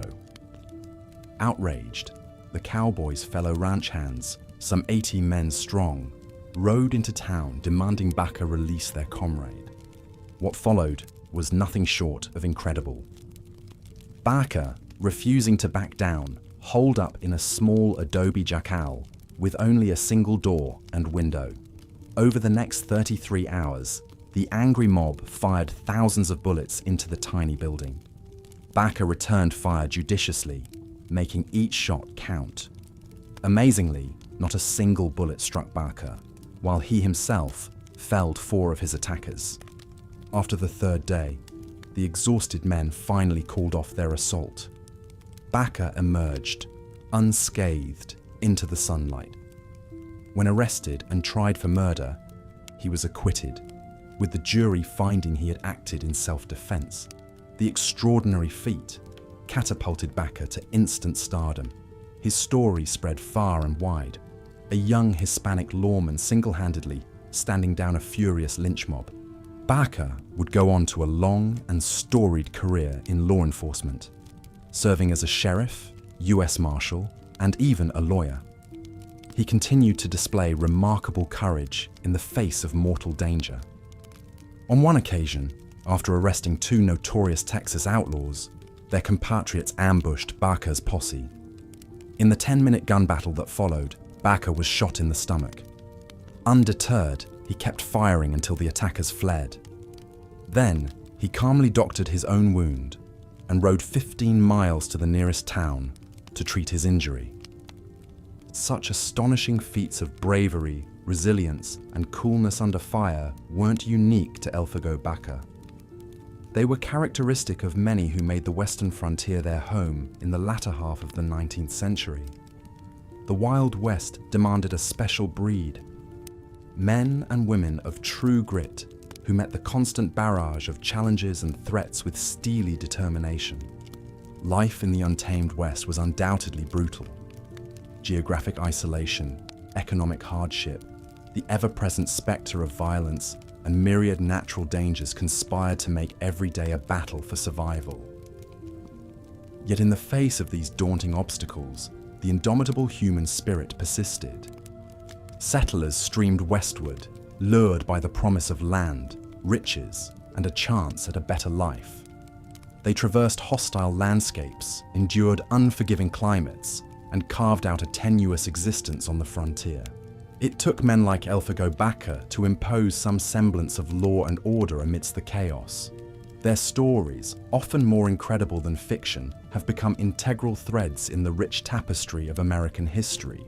They speak to the qualities that have come to define the American character: rugged individualism, dogged perseverance, a willingness to stand up for what's right. Of course, the reality of the Wild West was far grittier and morally murkier than the romanticized version that's taken root in our collective imagination.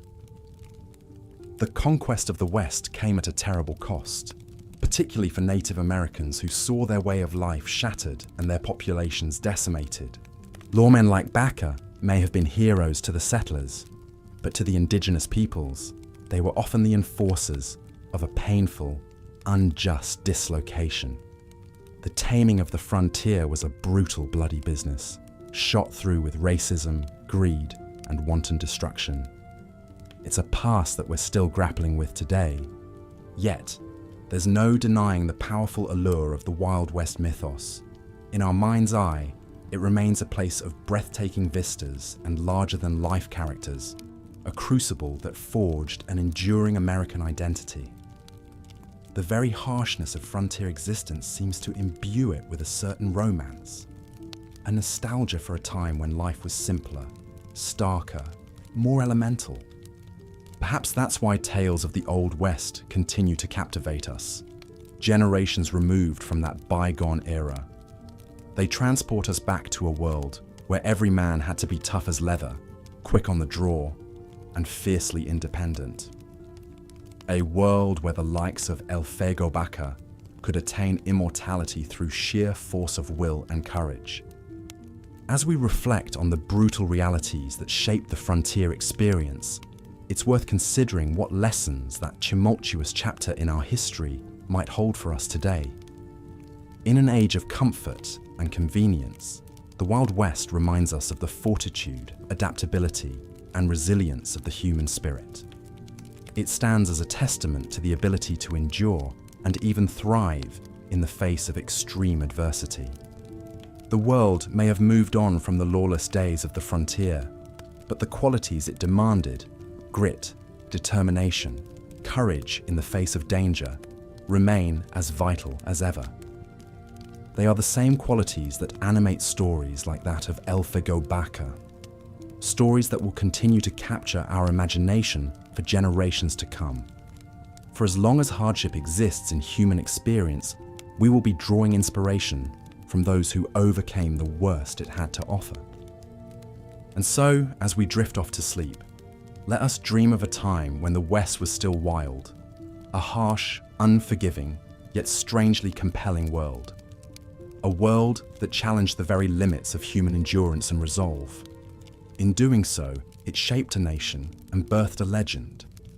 One that, for all its brutality, continues to awe and inspire us to this day. The untamed frontier may be gone, but its spirit lives on. In the rugged landscapes that bore witness to countless struggles, in the time-worn tales passed down through the ages, and in the enduring character of a people who carved a civilization from the wilds. The Wild West was many things: brutal, cruel, uncompromising. But it was never boring, and that perhaps is its most enduring legacy. So let us embrace the wildness within and without, even as we drift into the welcoming arms of slumber. For in our dreams, we are all gunslingers and trailblazers, staking our claim on a piece of untamed destiny. The frontier may be gone, but the spirit of the Wild West rides on, forever untamed, forever free. The vast prairies, sun-scorched deserts, and jagged mountain ranges that stretched out toward the horizon must have felt both exhilarating and intimidating to the early pioneers who ventured westward. With little more than a covered wagon full of supplies, a few farm animals, and an unshakable spirit of determination, these settlers struck out in search of opportunity and a better life in the untamed frontier. But the wilderness of the American West was not quick to yield its bounty. Beneath the sweeping vistas and stirring landscapes, dangers and hardships lurked around every bend. Biting winds whipped across the plains, scouring exposed skin raw. In summer, the merciless sun bore down until the earth cracked and the horizon shimmered in the heat. Away from the comforts and convenience of established towns back east, resources that were once taken for granted became precious and scarce. Firewood to stave off the chill of night and cook what meagre food could be scrounged had to be gathered by hand from sparse vegetation or carried for miles. Clean, drinkable water was never a guarantee, as settlers quickly learned that even crystal-clear streams could harbour debilitating or deadly bacteria. Sickness rippled through many a wagon train when a communal barrel was unknowingly tainted with cholera. For the early westward migrants along the Oregon Trail in the 1840s and 50s, this inhospitable landscape was first experienced in the joyless expanse of the Great Plains. After leaving the relative lushness around the Missouri River, wagon trains soon reached a point where the rolling prairies unfurled to the horizon in an endless, hypnotic sea of grass. At first, the open space must have felt liberating, without fences or property lines boxing them in. But that elation gradually withered into a gnawing sense of exposure and vulnerability under the boundless sky. Settlers were utterly unshielded from the elemental forces of nature, the relentless sun, desiccating winds, plagues of ravenous insects. In her diary, pioneer Amelia Knight captured the disheartening experience of crossing such desolate country. Saw our first buffalo. There is nothing here but barren plains as far as the eye can see, with scarcely a tree or shrub. We are all nearly worn out and getting weak, but we must keep on. As dispiriting as the Great Plains could be, the truly arduous leg of the westward journey was yet to come. Looming beyond the prairies stood the Rocky Mountains, a seemingly impenetrable wall of soaring peaks and plunging canyons. The sight of their towering snow-capped heights was a shock to weary travelers. Amelia Knight wrote of her crushing dismay upon reaching the Rockies on July 19, 1853. Had a view of the mountains. They looked terrible to me, so high and steep and rocky. Went a short distance over hills so steep that it was all we could do to walk and carry the babies. Crossing this daunting mountain barrier was fraught with danger and plagued by setbacks. Wagons overloaded with supplies strained up punishing inclines, only to hurtle down treacherous descents where one slip could spell disaster.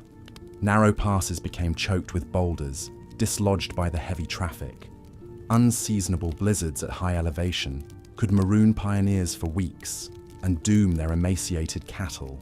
Hundreds met their end from injury, exposure, and starvation in the Rockies before ever reaching the promised land of Oregon or California. Even hardy souls who finally made it through the mountains were not guaranteed an easy new start. Waiting on the other side of the Rockies were the fearsome deserts of the Great Basin. Unlike the somewhat traversable prairies, this was true, parched, unforgiving wilderness. The intense heat and lack of shade made overland travel excruciating. Oxen, those loyal beasts of burden, dropped from heat stroke and dehydration as water sources grew fewer and farther between. With throats swollen and lips cracked, pioneers staggered onward in hopes of reaching a river or lake, only to find stagnant alkali waters that offered no relief.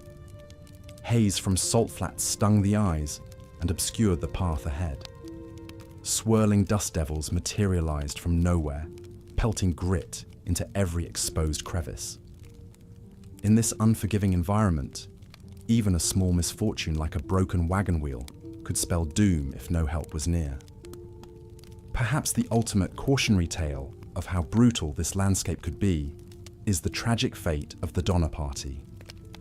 In the spring of 1846, this group of 87 travelers set out from Illinois in a dozen overloaded wagons, dreaming of golden opportunity in California. An untested new route and a fateful series of delays sealed their doom. By the time the party reached the Great Salt Lake Desert in Utah, it was already August. The sun glared off blinding white salt pans as the emigrants inched along, scraping their livestock for any trace of food or moisture. It took them 6 grueling days to cross the 80-mile expanse, a hellish journey that left most of their oxen dead and wagons splintered. But the worst was yet to come. Arriving at the foot of the Sierra Nevada mountains, severely depleted and behind schedule in October, the exhausted party paused near the banks of Truckee Lake, not realizing they were about to face the cruelest winter in generations. An early blizzard lashed the mountains, sending many of the Donner wagons skidding off the icy precipices to smash on the rocks far below.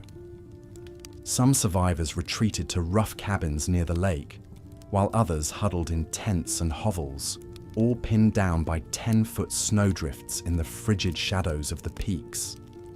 Hunting attempts proved futile, as the animals had all fled to lower elevations. Rations of jerky and hardtack quickly dwindled to nothing. In the final, harrowing months, the most unthinkable of survival tactics took hold as the starving wretches cannibalized the frozen dead to subsist a little longer. Heroic rescue parties from California eventually reached the ghost camps in February 1847, too late for many. Of the 81 original Donner Party members, only 45 staggered out alive. The rest lay forever entombed in the pitiless Sierra snows, a chilling reminder of nature's dominion over humankind's loftiest ambitions. Though their grisly tale is the stuff of macabre legend, the Donner Party's tragic end illustrates how perilous life in the untamed West could be for even the most capable and well-prepared. As daunting as overland passage was, establishing a new homestead in this savage landscape was equally fraught with challenges. Freshly arrived settlers were immediately confronted with the urgent need for shelter before exposure could claim them. With little timber to be found, most had to settle for carving primitive dugouts into the sides of hills or riverbanks. It was grim, dank, inglorious work, but these burrows at least afforded some protection from the relentless elements. But a roof overhead hardly guaranteed safety and comfort on the lawless frontier. Away from the stability of established towns and institutions, social order quickly frayed at the edges. In the absence of sheriffs and marshals to enforce laws, settlers were largely left to fend for themselves against the whims of unscrupulous men. Might made right in many a territory dispute, as the one quick with a gun or vicious in a brawl often got his way. Even the valiant souls who took up badges to defend order were not exempt from this constant peril. One such figure was stagecoach Mary Fields, a hard-nosed former slave who became the first African-American woman-star route mail carrier in the United States. Never one to back down from a fight, Fields once had her reputation tested by a hired gun while delivering mail in Montana. When the scoundrel made the mistake of trying to block her path, Fields calmly climbed down from her wagon, drew her revolver in one fluid motion, and shot the man square in the heart before he could even clear leather. In the split-second showdown, stagecoach Mary's lightning draw was all that stood between her and an early grave. A harsh reminder that on the lawless frontier, death was often just a heartbeat away. Such sudden, explosive violence was a constant threat in the rough-and-tumble Wild West. In the absence of established law enforcement, many disputes between feuding settlers, miners, or cattle barons were settled with hot lead and splattered blood. One of the most infamous examples was the Lincoln County War, a vicious conflict that engulfed the New Mexico Territory in the late 1870s. What began as a business rivalry between two mercantile stores in the boomtown of Lincoln quickly escalated into an all-out bloodbath.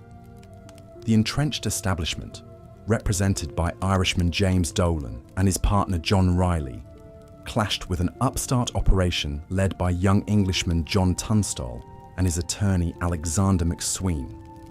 Both sides enlisted armed men to intimidate the other, transforming the dusty streets of Lincoln into a powder keg waiting for a spark. That spark came on February 18th, 1878, when Tunstall was hunted down and murdered in cold blood by a posse loyal to Dolan and Riley. Tunstall's ranch hands, incensed by the cowardly ambush, formed their own vigilante group known as the Regulators to exact frontier justice. Among their numbers was none other than infamous outlaw Billy the Kid, who cut his teeth as a gunslinger during this bloody feud. Over the next 4 months, the Regulators clashed with Dolan's forces in a series of revenge killings, nighttime raids, and running gun battles through the wilderness. The violence reached a grim crescendo in the summer of 1878 with the Battle of Lincoln, a chaotic 5-day firefight that left the town bullet-riddled and smouldering. When the smoke finally cleared and the bodies were tallied, an astounding 22 men had been killed, including Alexander McSween, whose home was set ablaze with him inside. Billy the Kid narrowly escaped with his life by fleeing through a hail of gunfire, his legend firmly sealed in the annals of frontier history. The Lincoln County War remains a shocking example of how swiftly the absence of law and order could plunge a community into horrific bloodshed. But death in the Wild West didn't always come at the smoking end of a gun barrel. For the thousands of cowboys, miners, loggers, and railroad workers who ventured out to the lawless territories, simply making a living often meant putting their lives on the line every single day. With safety regulations virtually non-existent and medical care primitive at best, even honest work in the Old West was a dance with the reaper. Nat Love, born a slave in Tennessee in 1854, managed to survive the Civil War and make his way out to the wide open ranges of Kansas by the time he was 15 years old. An ace horseman with a tireless work ethic, Nat quickly landed a job as a ranch hand driving cattle along the infamous Chisholm Trail. It was perilous, back-breaking work. Weeks spent in the saddle, fighting off rustlers and braving stampedes, followed by raucous nights in the saloons and brothels of infamous cow towns like Abilene and Dodge City. For young Nat, who became known on the trail as Red River Dick, brushes with death were a daily occurrence. On one cattle drive, he narrowly avoided being trampled by 1,000 steers spooked by a thunderstorm. On another, he was bucked off a bronco during a rodeo, shattering his leg so badly the bone jutted through the skin. But perhaps his closest call came on a lonely stretch of road outside Deadwood, Dakota territory. Nat was minding the chuck wagon on a long drive when he was jumped by a band of 7 outlaws intent on rustling the herd. Outnumbered and outgunned, he still managed to fight off the thieves with his razor-sharp marksmanship, dropping 4 where they stood before the rest, turned tail, and ran. A few well-placed shots were all that stood between Nat and an unmarked grave on the prairie. Despite his grit and abilities, Nat Love was still a black man trying to make his way in a deeply prejudiced society. He faced constant racism, discrimination, and threats of violence both on the trail and in the rough settlements he passed through. But Nat never let himself become a victim. He fought back against all who challenged him and earned begrudging respect as one of the toughest cowboys to ever sit a saddle. Nat Love's harrowing exploits, chronicled in his memoir Life and Adventures of Nat Love, better known in the cattle country as Deadwood Dick, offer a glimpse into just how dangerous the daily realities of working in the Wild West could be. Even for a man of his talents and tenacity, staying alive often came down to luck, lightning reflexes, and sheer force of will. While cowboys like Nat Love faced death in the saddle, untold scores of miners met their fate deep beneath the earth in the mad scramble for precious metals. Tales of gold strikes in California, silver in Nevada, and all manner of riches waiting to be torn from the ground, lured droves of fortune seekers from every corner of the world to the rugged wilderness.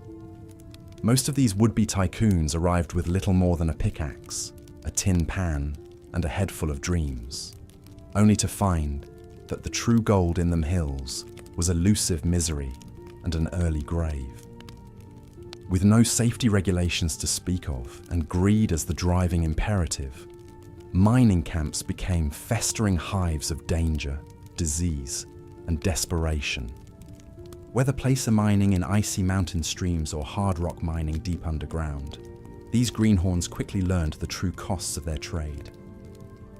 Cave-ins, asphyxiation, mercury poisoning, and explosive accidents claimed thousands of lives. Toxic gases like radon and carbon monoxide lurked in the deep shafts and tunnels, suffocating those who ventured into their miasma. In the goldfields of California, hydraulic mining tore entire mountainsides to rubble, unleashing devastating floods and landslides. And for those who avoided a sudden death on the job, a slower demise often awaited in the form of silicosis, or miner's lung, a chronic and frequently fatal respiratory disease caused by inhaling silica dust churned up by dry drilling. An estimated 8,000 silver miners in the Comstock Lode died of silicosis between 1860 and 1900, hacking and wheezing through a living hell before finally succumbing. With thousands of single men crammed together in flimsy tent settlements and lawless boomtowns, violence and vice were never far from the miners' camps. Drunken brawls, fights over claims, and cold-blooded murders were disturbingly commonplace. Notorious badlands like Bodie, California, and Tombstone, Arizona, sprang up to feed the miners' thirsts for whiskey, women, and wanton destruction, leaving ghostly boneyards in their wake. Perhaps no one epitomized the brutal realities of the mining life more than Richard Watkins, a hard-luck prospector who barely survived the frenzy of the California gold rush. In 1849, Watkins set out from Illinois to seek his fortune along the American River near Sacramento. But after months of back-breaking labor in frigid streams, all he had to show for it was a persistent case of dysentery and a measly pouch of gold dust. With winter closing in and supplies running low, Watkins resigned himself to returning home empty-handed. But before he could leave the diggings, a group of claim jumpers ambushed him and left him for dead with a bullet in his gut. Through sheer grit, Watkins managed to claw his way out of the camp and drag himself to the nearest settlement, where a barber dug the slug out with a rusty razor. Against all odds, Richard Watkins survived his ordeal and eventually made his way back to Illinois, forever changed by the cruelty and brutality he witnessed in the gold fields. In a letter to his brother, he described the true costs of his ill-fated venture. "I have seen more suffering and hardships endured by the gold hunters than I ever dreamed of. Thousands have gone there and lost everything, money, property, and health, and many, very many, have lost their lives. The mines are a delusion and a snare. They are but a mighty cheat, and those who urge others to go are, in my opinion, no better than pickpockets." Watkins's bleak assessment was all too accurate for the scores of hapless souls who met their ends in the unforgiving mining camps of the Wild West. Whether crushed in a tunnel collapse, shot dead in a drunken dispute, or left choking on their own blood from a shattered lung, the promise of untold riches exacted a horrific toll in human lives. As deadly and soul-crushing as the mining camps could be, they were far from the only sites of danger and despair on the frontier. For the legions of impoverished dreamers who streamed into the West in search of opportunity, life was often a tenuous, hand-to-mouth existence, just one disaster away from ruin. With no social safety net to speak of, misfortune could strike suddenly and pitilessly, leaving its victims to fend for themselves or perish. Such was the fate of young Olive Oatman, whose family joined a wagon train bound for California in 1850 as part of the Brewsterite religious movement. Led by Prophet James Brewster, the group believed they were being divinely guided to establish a socialistic utopia near. Here's a continuation of the script. Native American tribes had already developed sophisticated cultures and ways of life that were deeply interwoven with the land. But as waves of American settlers poured westward, the delicate balance was destroyed. Miners, ranchers, and homesteaders invaded sacred spaces and hunting grounds that had sustained tribes for generations. The newcomers' insatiable hunger for land and resources, stoked by the doctrine of manifest destiny, made conflict inevitable. Treaties were signed and broken, as tribes were coerced into relinquishing huge swathes of ancestral territory. When some chose to resist, the US government responded with overwhelming military force. Once proud tribes found themselves attacked on all fronts. Beyond the direct casualties of warfare, entire communities were decimated by starvation and European diseases like smallpox. With their traditional ways of life disrupted, many became dependent on government provisions that arrived sporadically, if at all. It was a tragic era of broken promises, displacement, and cultural destruction. The sad fate of the Utes and their visionary leader Black Hawk exemplifies the injustices endured by so many native peoples. By the mid-1800s, the Utes had lost most of their lands in Utah and Colorado to white settlement. Desperate and facing starvation, Black Hawk led a courageous resistance in 1865, conducting raids to reclaim their homeland and food supplies. But the Utes were outnumbered and outgunned. After being pursued over hundreds of miles, Black Hawk surrendered in 1872 to save his people from a massacre. In exchange for their compliance, the Utes were promised land and provisions. But in reality, they were forced onto desolate reservations and left with meager rations. Black Hawk himself died just 2 years later at age 35, his health broken by grief, hunger, and despair. But his legacy lived on as a symbol of Native American resistance in the face of overwhelming odds. While he didn't live to see it, the courage and sacrifice of leaders like Black Hawk would slowly turn the tide of public opinion, leading to more humane policies, if not true justice. As the frontier pressed onward, settlers would discover that the West's stunning beauty concealed many grave dangers. The very landscape itself could be a deadly adversary. In an era before satellites and reliable weather forecasting, pioneers were at the mercy of Mother Nature's tempestuous moods. A calm, clear day could swiftly devolve into a raging blizzard, blinding sandstorm, or horizon-spanning wildfire. Such sudden onslaughts could wipe out entire homesteads and villages with little warning. Even when the skies were tranquil, the land teemed with other perils. Grizzly bears and mountain lions stalked the backcountry, seeing the settlers' livestock as easy prey. Venomous rattlesnakes coiled unseen in the brush, delivering potentially lethal bites. And any body of standing water could conceal clouds of disease-spreading mosquitoes. Then there were the swarms of pests that could strip a farm bare overnight. Locusts were the most dreaded of these insectoid invaders. Darkening the skies like ominous storm clouds, massive locusts' swarms wrought devastation across the West in the late 1800s. In some regions, their voracious appetites obliterated entire crop harvests. Families who had toiled for months would watch helplessly as their wheat, corn, and vegetables vanished, leaving behind denuded stalks and financial ruin. The scope of the damage was a major factor in the economic crash known as the Panic of 1893. Occasionally, the forces of nature and human desperation collided to produce true wildcards, figures who straddled the line between hero and outlaw. El Fuego Baca's story is a prime example of how survival in the lawless West often came down to guts, guns, and more than a little luck.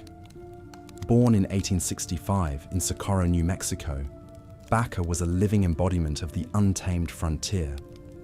Over his storied life, he would serve as a sheriff, lawyer, bounty hunter, and even actor in silent films. But his most legendary feat was a seemingly impossible standoff against 80 hired guns in the town of Frisco. The trouble began in 1884, when the 19-year-old Baca arrested a cowboy for shooting recklessly in the streets. Enraged, the cowboy's friends soon surrounded the tiny jacal where Baka had holed up with his prisoner.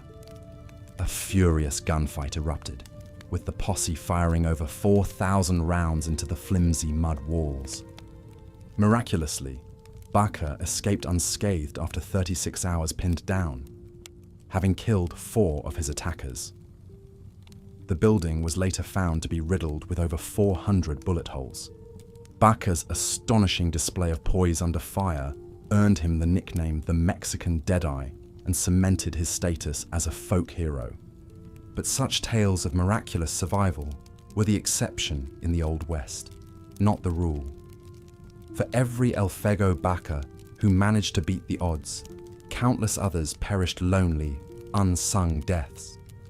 Whether they fell to bullets, blizzards, disease, or deprivation, one truth remained constant. Life on the frontier was precarious and often pitifully short. In an era without social safety nets, one piece of misfortune could set off a domino effect of ruin. A breadwinner felled by sickness, an injury, or an outlaw's bullet could condemn an entire family to starvation and homelessness.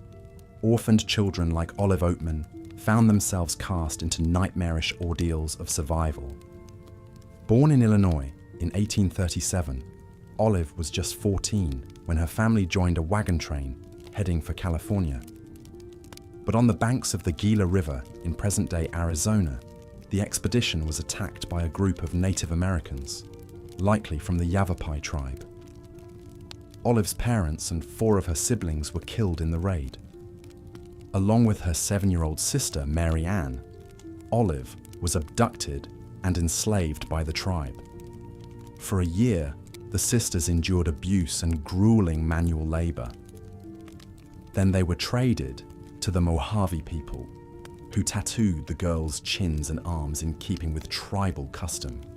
While the Mojave treated the Oatman girls more gently, tragedy struck again in 1855, when both Mary Ann and Olive fell ill, likely from malnutrition. Mary Ann did not survive. Finally, after 5 years of captivity, Olive was ransomed by the US government and released at Fort Yuma. Olive's return to white society was bittersweet. Curious throngs flocked to see the girl with the blue tattoo, making her an object of fascination and revulsion. Expected to play the role of the civilized Indian captive, Olive struggled to process her trauma while supporting herself through public appearances. The Oatman family's heart-rending saga epitomized the merciless calculus of the American West.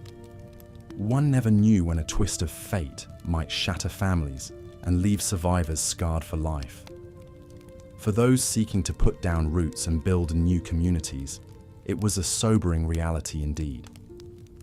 Against this backdrop of hardship and happenstance, the success of any frontier settlement took on an almost miraculous sheen.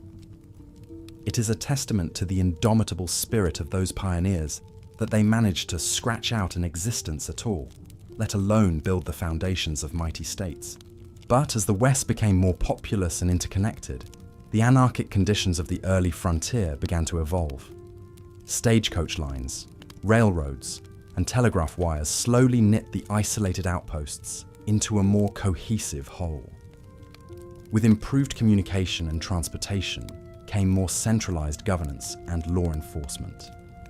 Gradually, the Wild West of popular imagination started to be tamed. Whereas vigilante justice and bloody feuds had once been the norm, now there were more lawmen, courts, and consequences for those who crossed the line. But this transition was far from smooth or bloodless. In the 1870s, New Mexico's Lincoln County became a microcosm of this uneasy balance between old ways and new. Here, the long-simmering conflict between rival cattle barons erupted into all-out warfare, with hired guns battling in the streets and innocent civilians caught in the crossfire. The Lincoln County War had its roots in the age-old story of money, power, and control of the land. On one side was the entrenched house, a conglomerate of businessmen and ranchers who had long dominated the region. On the other were upstart ranchers and merchants chafing against the house's monopoly. Tensions reached a boiling point with the murder of rancher John Tunstall, an Englishman who had become a leader of the anti-house faction. Tunstall's death ignited a tinderbox of grievances, as his ranch hands and supporters sought revenge against the house-affiliated sheriff and his men. Over the next 5 months, Lincoln County descended into a maelstrom of ambushes, gunfights, and lynchings. The combat ebbed and flowed as the US Army was called in to quell the violence, only to withdraw and watch it reignite. In the end, dozens had died, and the county lay in shambles. Though the House faction emerged victorious, the Lincoln County War laid bare the limits of frontier justice. It was a stark reminder that in the absence of strong institutions, power begat violence, and violence begat chaos. For the West to truly thrive, the rule of law would need to supplant the rule of the gun. As the 19th century wound to a close, such hard-won lessons slowly began to take root. Though range wars and shootouts still erupted, they became more the exception than the everyday reality. Frontier communities that had once been rough-and-tumble outposts started to resemble proper towns. But even as the West matured, the scars of its brutal beginnings lingered just beneath the surface. In the haunted eyes of orphans like Olive Oatman, in the bullet-riddled ghost towns, in the mournful stillness of the reservations, one could still feel the weight of all that had been lost and all that had been endured. The paradox of the American West is that its soaring triumphs were inextricably interwoven with its deepest tragedies. The same land that had broken so many had also forged a culture of resilience, a stubborn refusal to submit to adversity. It was an ethos born of necessity, in a place where each sunrise had been a small victory. So as we look back on this pivotal chapter of history, it is worth reflecting on both the light and the darkness. To remember the courage, ingenuity, and grit of those pioneers, while also reckoning with the suffering and injustice inflicted in the name of progress. Only in balancing the two can we truly understand the forces that shaped the American character. In the end, perhaps the real legacy of the Wild West is the hard knowledge that life is fragile, that civilization is precarious, and that nothing can be taken for granted. It is a wisdom earned through bitter trial, paid for in blood and tears. And it is a wisdom we would do well to carry with us, even in gentler, more forgiving times. For the Western frontier may have vanished into memory, but its lessons endure, etched into the very bedrock of our nation. In each generation's struggle to build a better world, we see echoes of those long-ago dreamers who first dared to imagine a life among the tumbleweeds and buttes. Theirs was a vision of freedom, of self-determination, of limitless horizons. It was a vision that proved as treacherous as it was beautiful, as deadly as it was alluring. And yet, in the face of all that the West could throw at them, they persevered, they adapted, they found a way. So let us honor their sacrifices by striving to uphold the ideals they reached for, even as we learn from their mistakes. Let us remember that though the frontier may be gone, the spirit that tamed it lives on, in the restless urge to explore, to invent, to create a future as wide and bright as the western sky. And when we feel the pull of that distant horizon, let us pause to salute the memory of those who rode that way first, the brave, the foolish, the dreamers and drifters who etched their stories into the vast canvas of the American West. They may be gone, but they are not forgotten. And as long as their tales are told, they never truly die.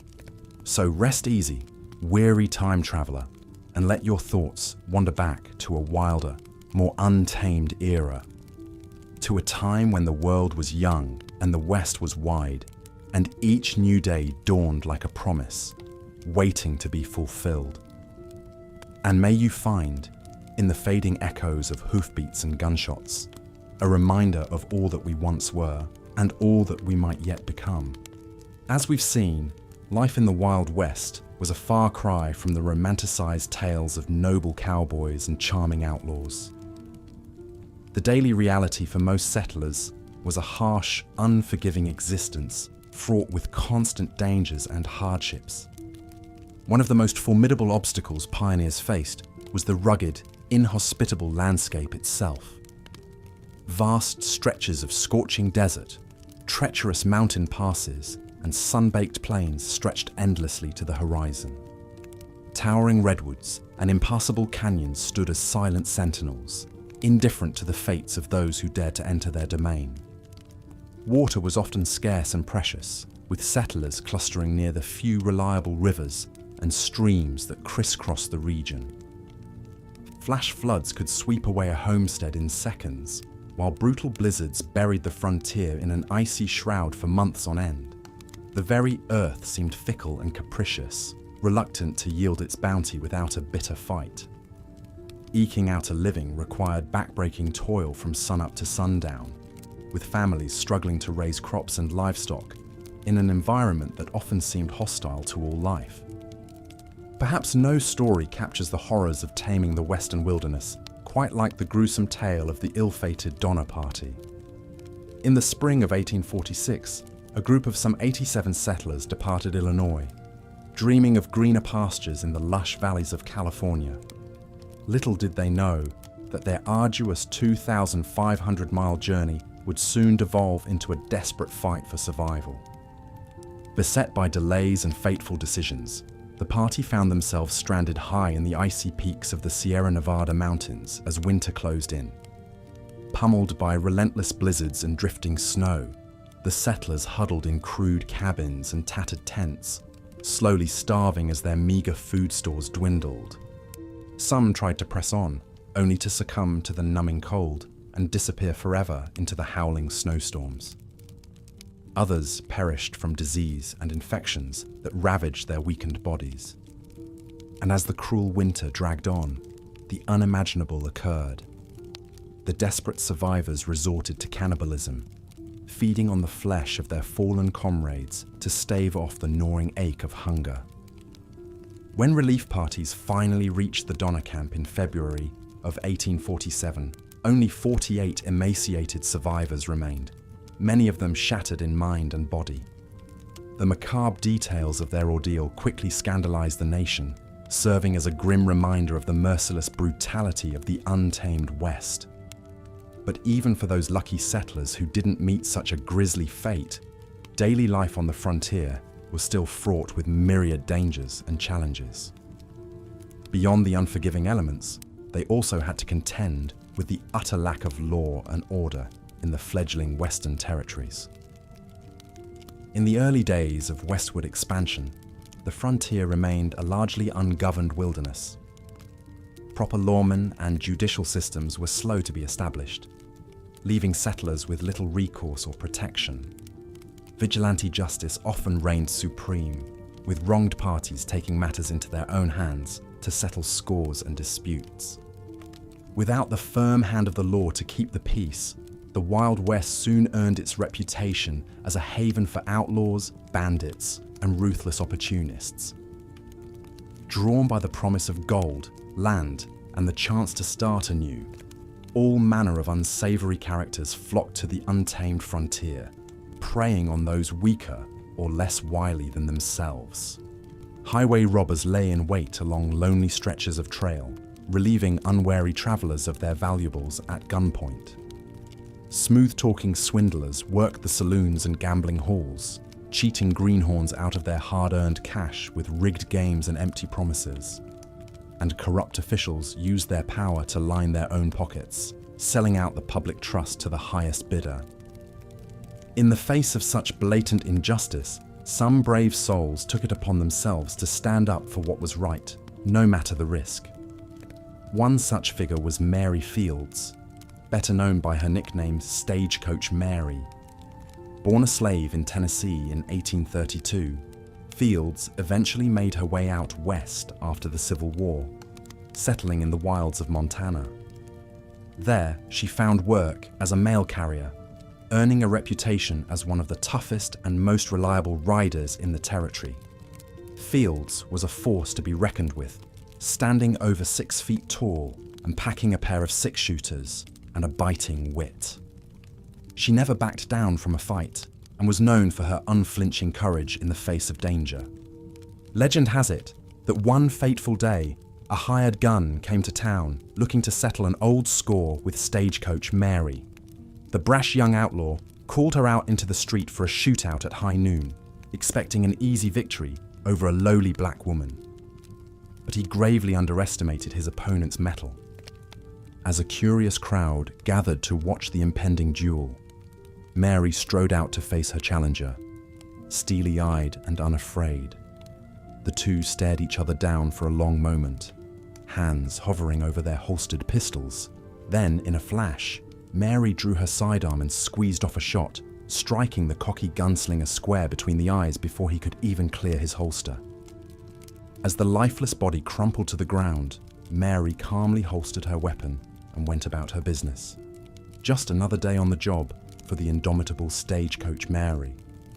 But such moments of rough justice were small comforts in a land where the spectre of death constantly stalked the innocent and guilty alike. In the lawless frontier towns that sprung up practically overnight, the threat of violence hung heavy in the air, as pervasive as the swirling trail dust. Feuds, duels, and drunken brawls were an almost daily occurrence, with tempers running hot as the blistering sun overhead. Men defended their honor and property with fists, blades, and bullets, scratching out a hard-scrabble existence in a world with little room for mercy or second chances. In an era when might made right, having a quick draw and a steely nerve was often the only thing standing between a man and a bloody end in some nameless gulch. This brutal culture of violence reached a fever pitch during the infamous Lincoln County War, a bloody conflict that engulfed the New Mexico Territory in the late 1870s. What began as a bitter rivalry between two powerful mercantile houses soon exploded into an all-out battle for control of the region's lucrative cattle trade. On one side stood the entrenched House of Murphy-Dolan, which had long held a monopoly on the local beef market through a combination of shrewd business deals and outright intimidation. On the other was a group of upstart cattle ranchers and merchants, led by a wealthy Englishman named John Tunstall, who sought to break the house's iron grip on the industry. As tensions mounted, both sides began recruiting their own private armies of gunslingers and hard cases to protect their interests. Among Tunstall's hires was a young sharpshooting ranch hand named Henry McCarty, better known to history as Billy the Kid. The simmering conflict finally boiled over in February of 1878, when Tunstall was gunned down by a posse of Murphy-Dolan men, including corrupt Lincoln County Sheriff William Brady. Tunstall's death ignited a firestorm of retaliatory violence as the Kid and his fellow regulators launched a bloody campaign of vengeance against the House and its allies. Over the next several months, the two warring factions clashed in a series of vicious firefights and ambushes, leaving dozens dead and the county in a state of virtual anarchy. The Kid himself cut a swath through the territory, earning a reputation as one of the deadliest guns in the West. In the end, it would take the intervention of President Rutherford B. Hayes and the US Army to finally quell the violence and restore some semblance of order to Lincoln County. But by then, the damage had been done, and the region would bear the scars of the brutal conflict for generations to come. The Lincoln County War stood as a stark embodiment of the often savage realities of frontier justice, where the rule of law was all too often replaced by the rule of the gun. It was a grim reminder that beneath the veneer of progress and civilization, the Wild West remained a largely untamed and unforgiving land. The threat of sudden violence was a constant spectre that loomed over daily life, as ubiquitous as the very dirt beneath the settlers' feet. Even the most mundane of activities could erupt into a deadly confrontation at the slightest provocation or perceived slight. Saloons and gambling halls, in particular, were notorious hotbeds of drunken mayhem, where hard men with short fuses and easy triggers congregated to drink away their sorrows and stake their fortunes on the turn of a card or roll of the dice.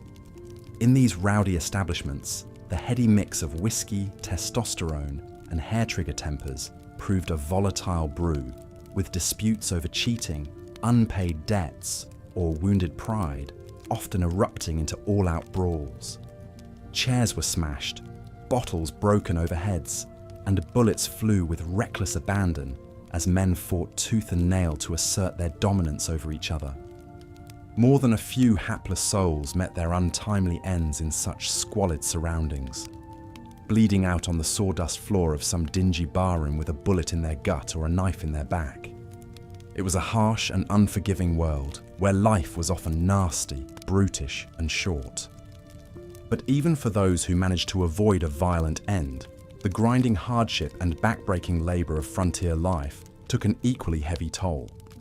In an era before modern conveniences and labour protections, settlers had to contend with working conditions that were often as gruelling as they were dangerous. From sun up to sundown, men and women alike toiled at a variety of arduous and unforgiving tasks, all while contending with the ever-present threat of injury or death. In the mines that dotted the western landscape, workers spent long hours swinging pickaxes and pushing ore carts in claustrophobic, dimly lit tunnels, breathing in the choking dust of pulverized rock with every labored breath.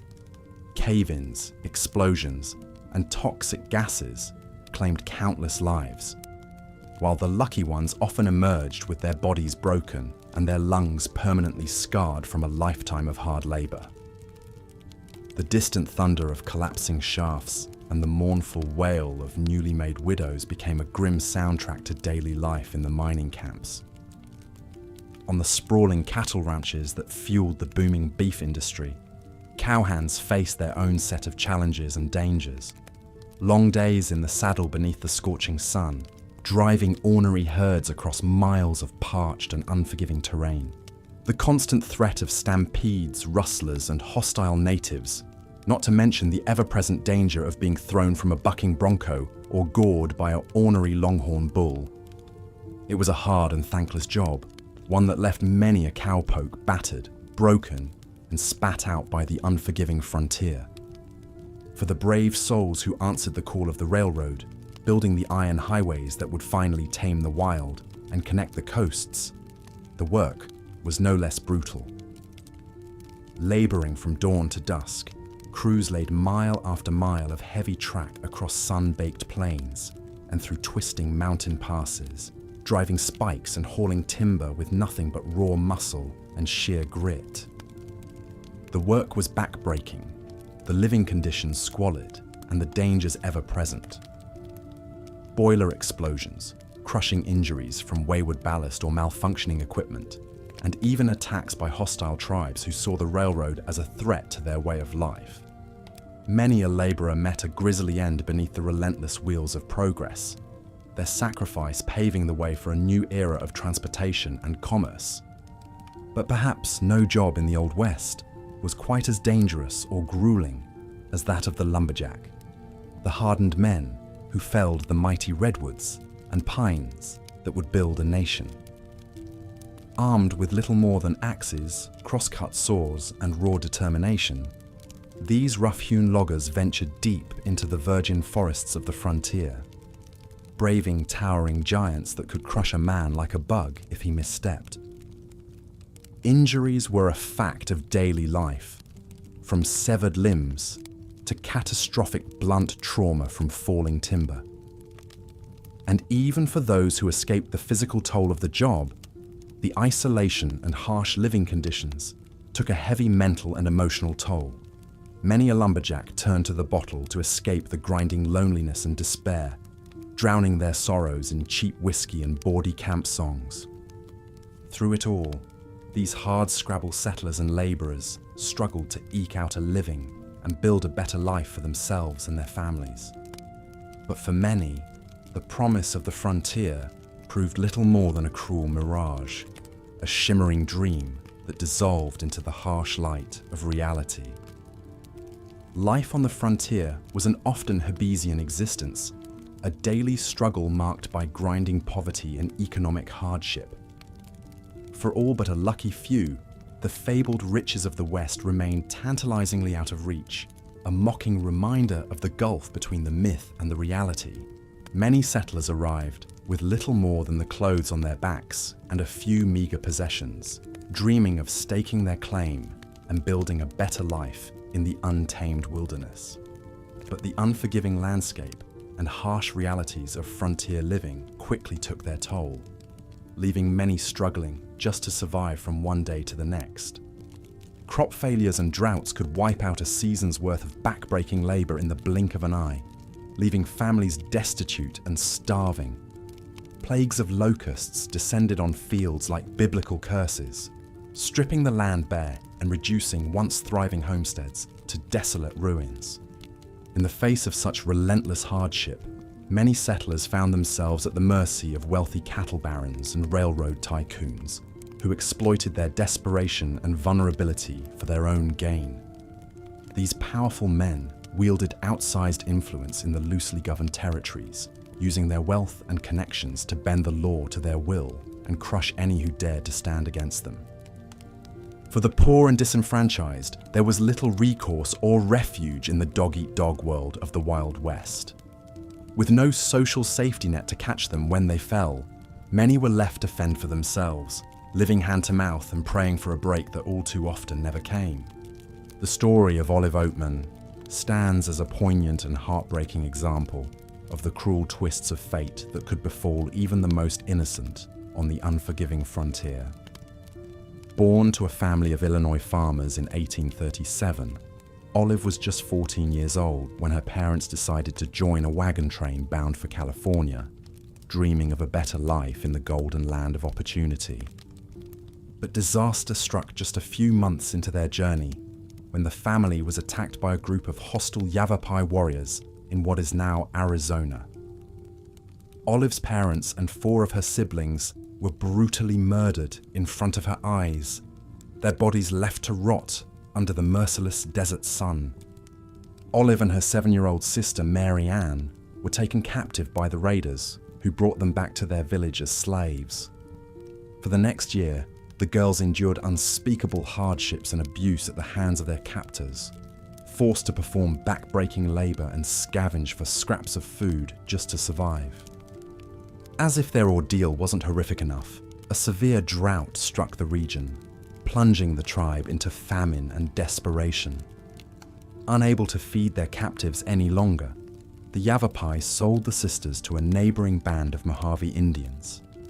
Yet another wrenching upheaval in the girls' already shattered lives. Olive would spend the next 4 years living among the Mojave, gradually assimilating into their culture and even receiving the distinctive blue chin tattoos that marked her as a member of the tribe. But tragedy struck once again when a second drought ravaged the land, claiming Mary Ann's life and leaving Olive utterly bereft and alone. In 1856, a chance encounter with a group of American soldiers finally led to Olive's rescue and return to white society. But the scars of her ordeal ran deep, both physically and emotionally. Orphaned, traumatized, and bearing the indelible marks of her captivity on her face, Olive struggled to readjust to life in a world that now felt as alien and hostile as the one she had left behind. Olive Oatman's heart-wrenching tale is a powerful reminder of the brutal realities of life on the frontier, where even the most innocent could fall victim to the cruel vagaries of fate. It underscores the incredible resilience and fortitude of those who endured such unimaginable hardships, only to be forever haunted by the scars they bore, both seen and unseen. In a harsh and unforgiving world, where even baseline survival was a daily struggle, the spectre of disease and death constantly stalked the men, women, and children of the Wild West. In an age before modern medicine, even minor injuries and illnesses could quickly spiral into life-threatening crises, with little recourse or relief available to the afflicted. Diseases like smallpox, cholera, dysentery, and tuberculosis ran rampant through frontier communities, decimating entire families and leaving behind a grim tableau of suffering and loss. Cramped and unsanitary living conditions, coupled with poor nutrition and limited access to clean water, created the perfect breeding ground for these microscs. Olive Oatman's life took a tragic turn when she was just 14 years old.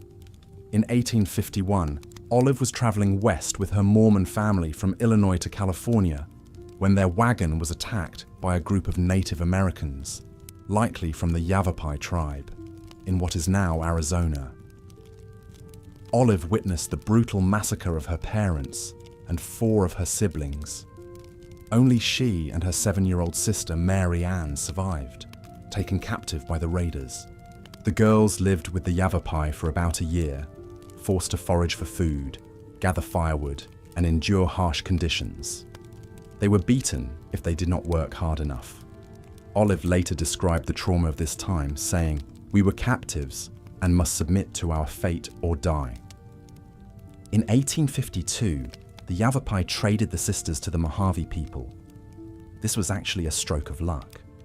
The Mojave treated the girls more gently and adopted them into the tribe. A Mojave family took the sisters in, caring for them and treating them as their own.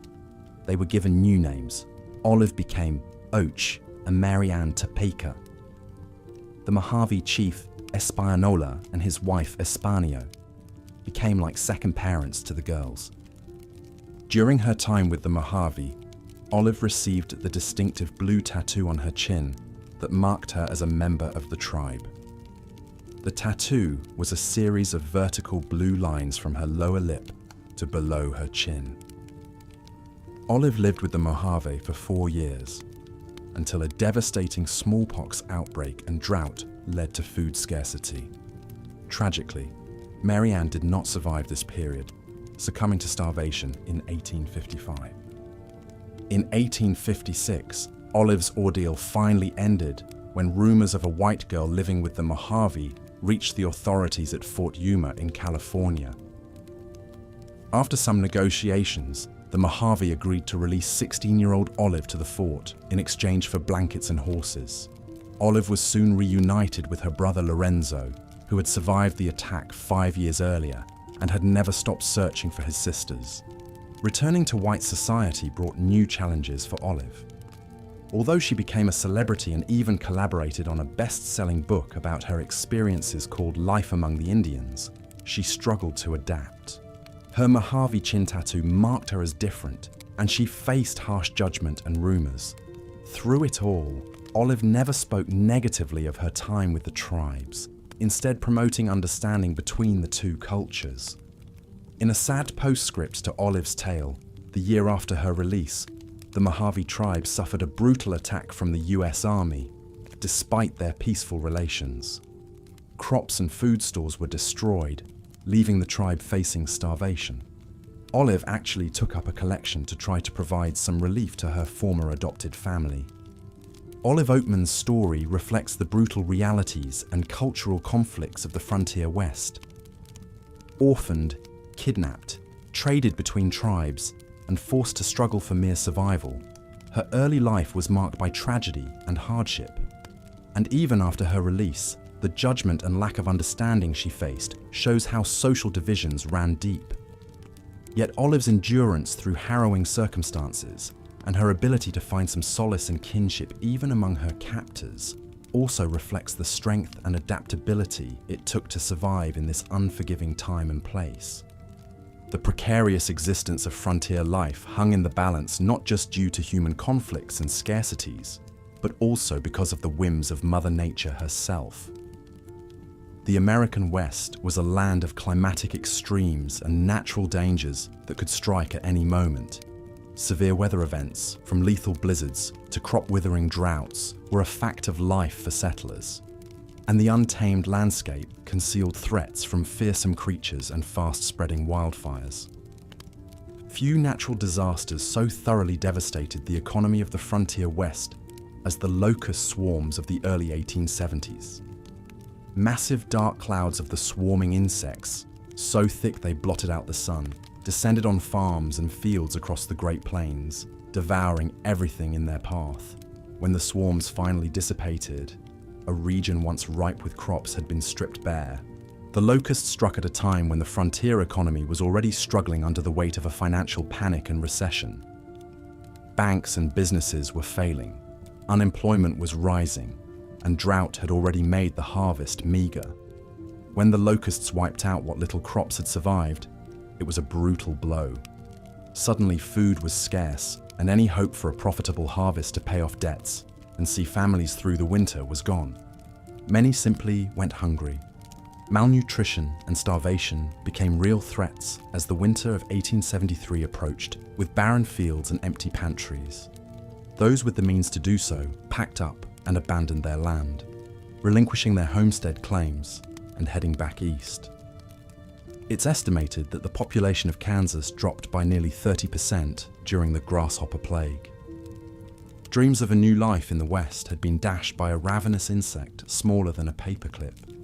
The economic fallout radiated from the agricultural sector to the fledgling towns and cities that relied on a thriving farming community to stay afloat. As incomes evaporated and farmers fled, main streets shuttered and city populations shrank. Railroads and industries that served the region also struggled as their customer base disappeared nearly overnight. For a time, it seemed the hungry locusts might devour the very future of the American frontier. Of course, the settlers were not the only ones impacted. The locust swarms were a disaster for the Native American tribes of the Great Plains too. The insects made no distinctions between crops sown by homesteaders and the prairie grasses and wild vegetation that tribes like the Sioux depended on to feed their horses. With their primary mode of transportation and basis of wealth threatened, the societal strains and scarcities of the Panic of 1873 touched native communities as well. Many were forced into greater dependence on government-supplied rations, undermining their autonomy. It took years for the frontier states to recover from the economic and societal shock of the locust swarms.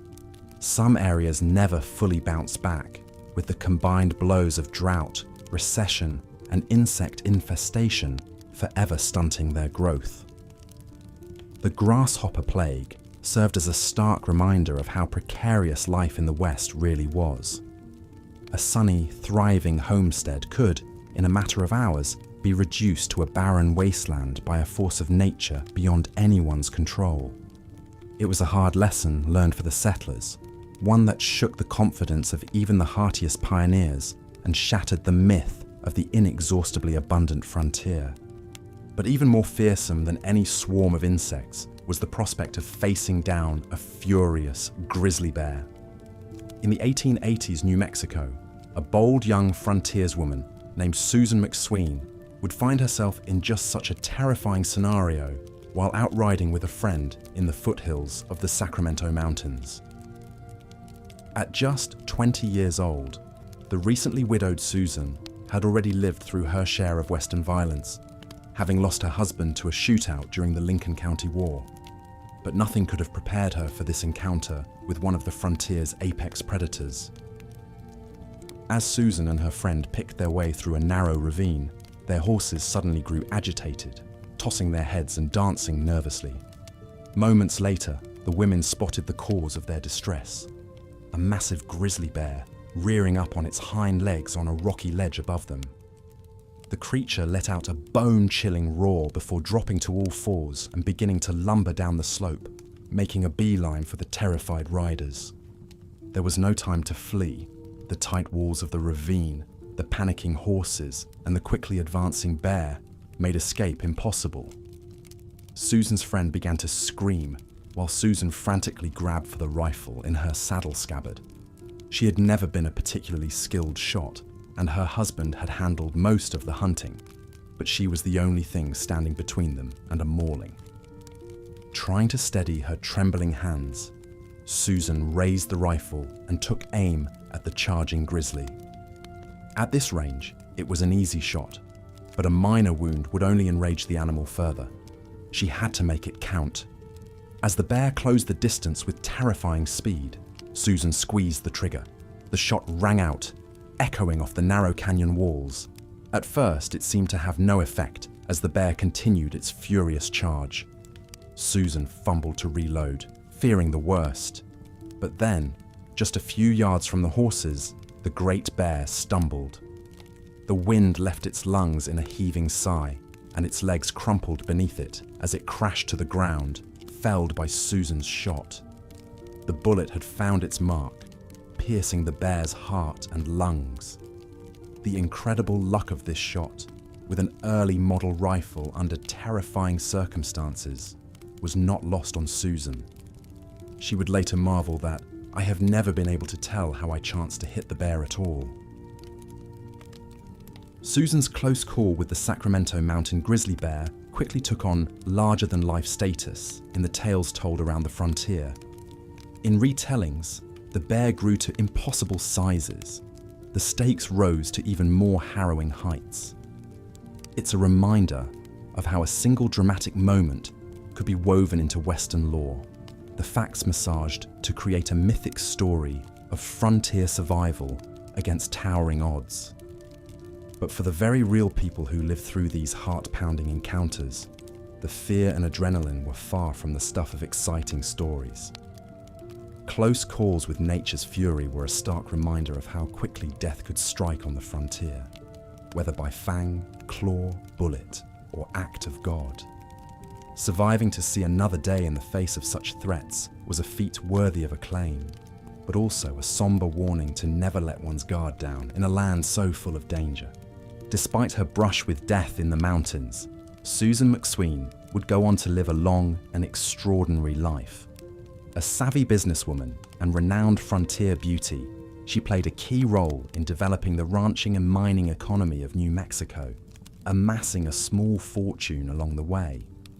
She would eventually marry again, becoming Susan McSween Barber, though she was forever immortalized as the cattle queen of New Mexico. Yet even such a formidable frontierswoman, who stared down range wars and charging grizzlies, was not immune to the ever-present spectre of death in the West. Perhaps nothing speaks more poignantly to the brutality and precariousness of frontier living than the tragic mortality rates of the time, especially among young children. Accidents, disease, malnutrition, and lack of medical care meant that reaching adulthood was an achievement in itself.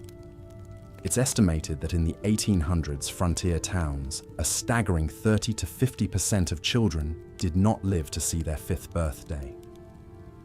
Many families lost multiple children to premature deaths, leaving behind a void that could never be filled. For women on the frontier, the dangers of childbirth were especially acute. Without access to trained doctors or sterile medical facilities, giving birth was a potentially deadly ordeal. If the blood loss, pain, or infection didn't claim the mother's life, it was still all too common for newborns to be lost to complications during delivery. The anguish and sorrow of holding a stillborn infant, or burying a child whose life had barely begun, was a tragedy that bonded many frontier women in unspoken grief. Even for children who survived infancy, the hardscrabble conditions of homesteading and lack of modern medicine meant that frontier living was full of potentially deadly hazards. Contaminated drinking water could cause life-threatening dysentery and cholera. Malnutrition left children weak and vulnerable to a host of diseases. And the countless daily chores of frontier life, from tending animals to cooking over open flames, could lead to tragic accidents in an instant. This near-constant spectre of child mortality left profound psychic scars on frontier families and communities. The grief of losing a child was compounded by the guilt and helplessness many parents felt at being unable to save them despite their desperate efforts. Some became hardened to loss as an unavoidable fact of life, armoring their hearts against the pain.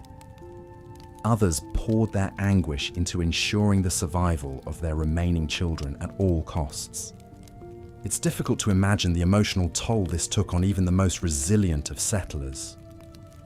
To pour so much hope, love, and backbreaking effort into building a life for one's children, only to watch them suffer and succumb to fates beyond one's control. It's a heartache that defies articulation. the family plots of frontier cemeteries, with their many tiny graves, stand as somber reminders of just how tenuous and tragic life in the American West could be.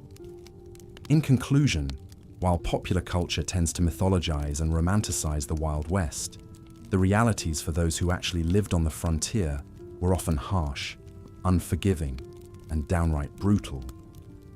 From the dangers of the untamed landscape itself, to the lawlessness and violence of frontier society, to the ever-present threats of disease, starvation, and yes, even the ravages of nature in the form of charging grizzly bears and crop-destroying locust swarms, survival was a daily struggle. Perhaps most heart-wrenching of all were the unimaginable emotional and psychological traumas endured by those who lost loved ones, especially children, to the myriad dangers of frontier life.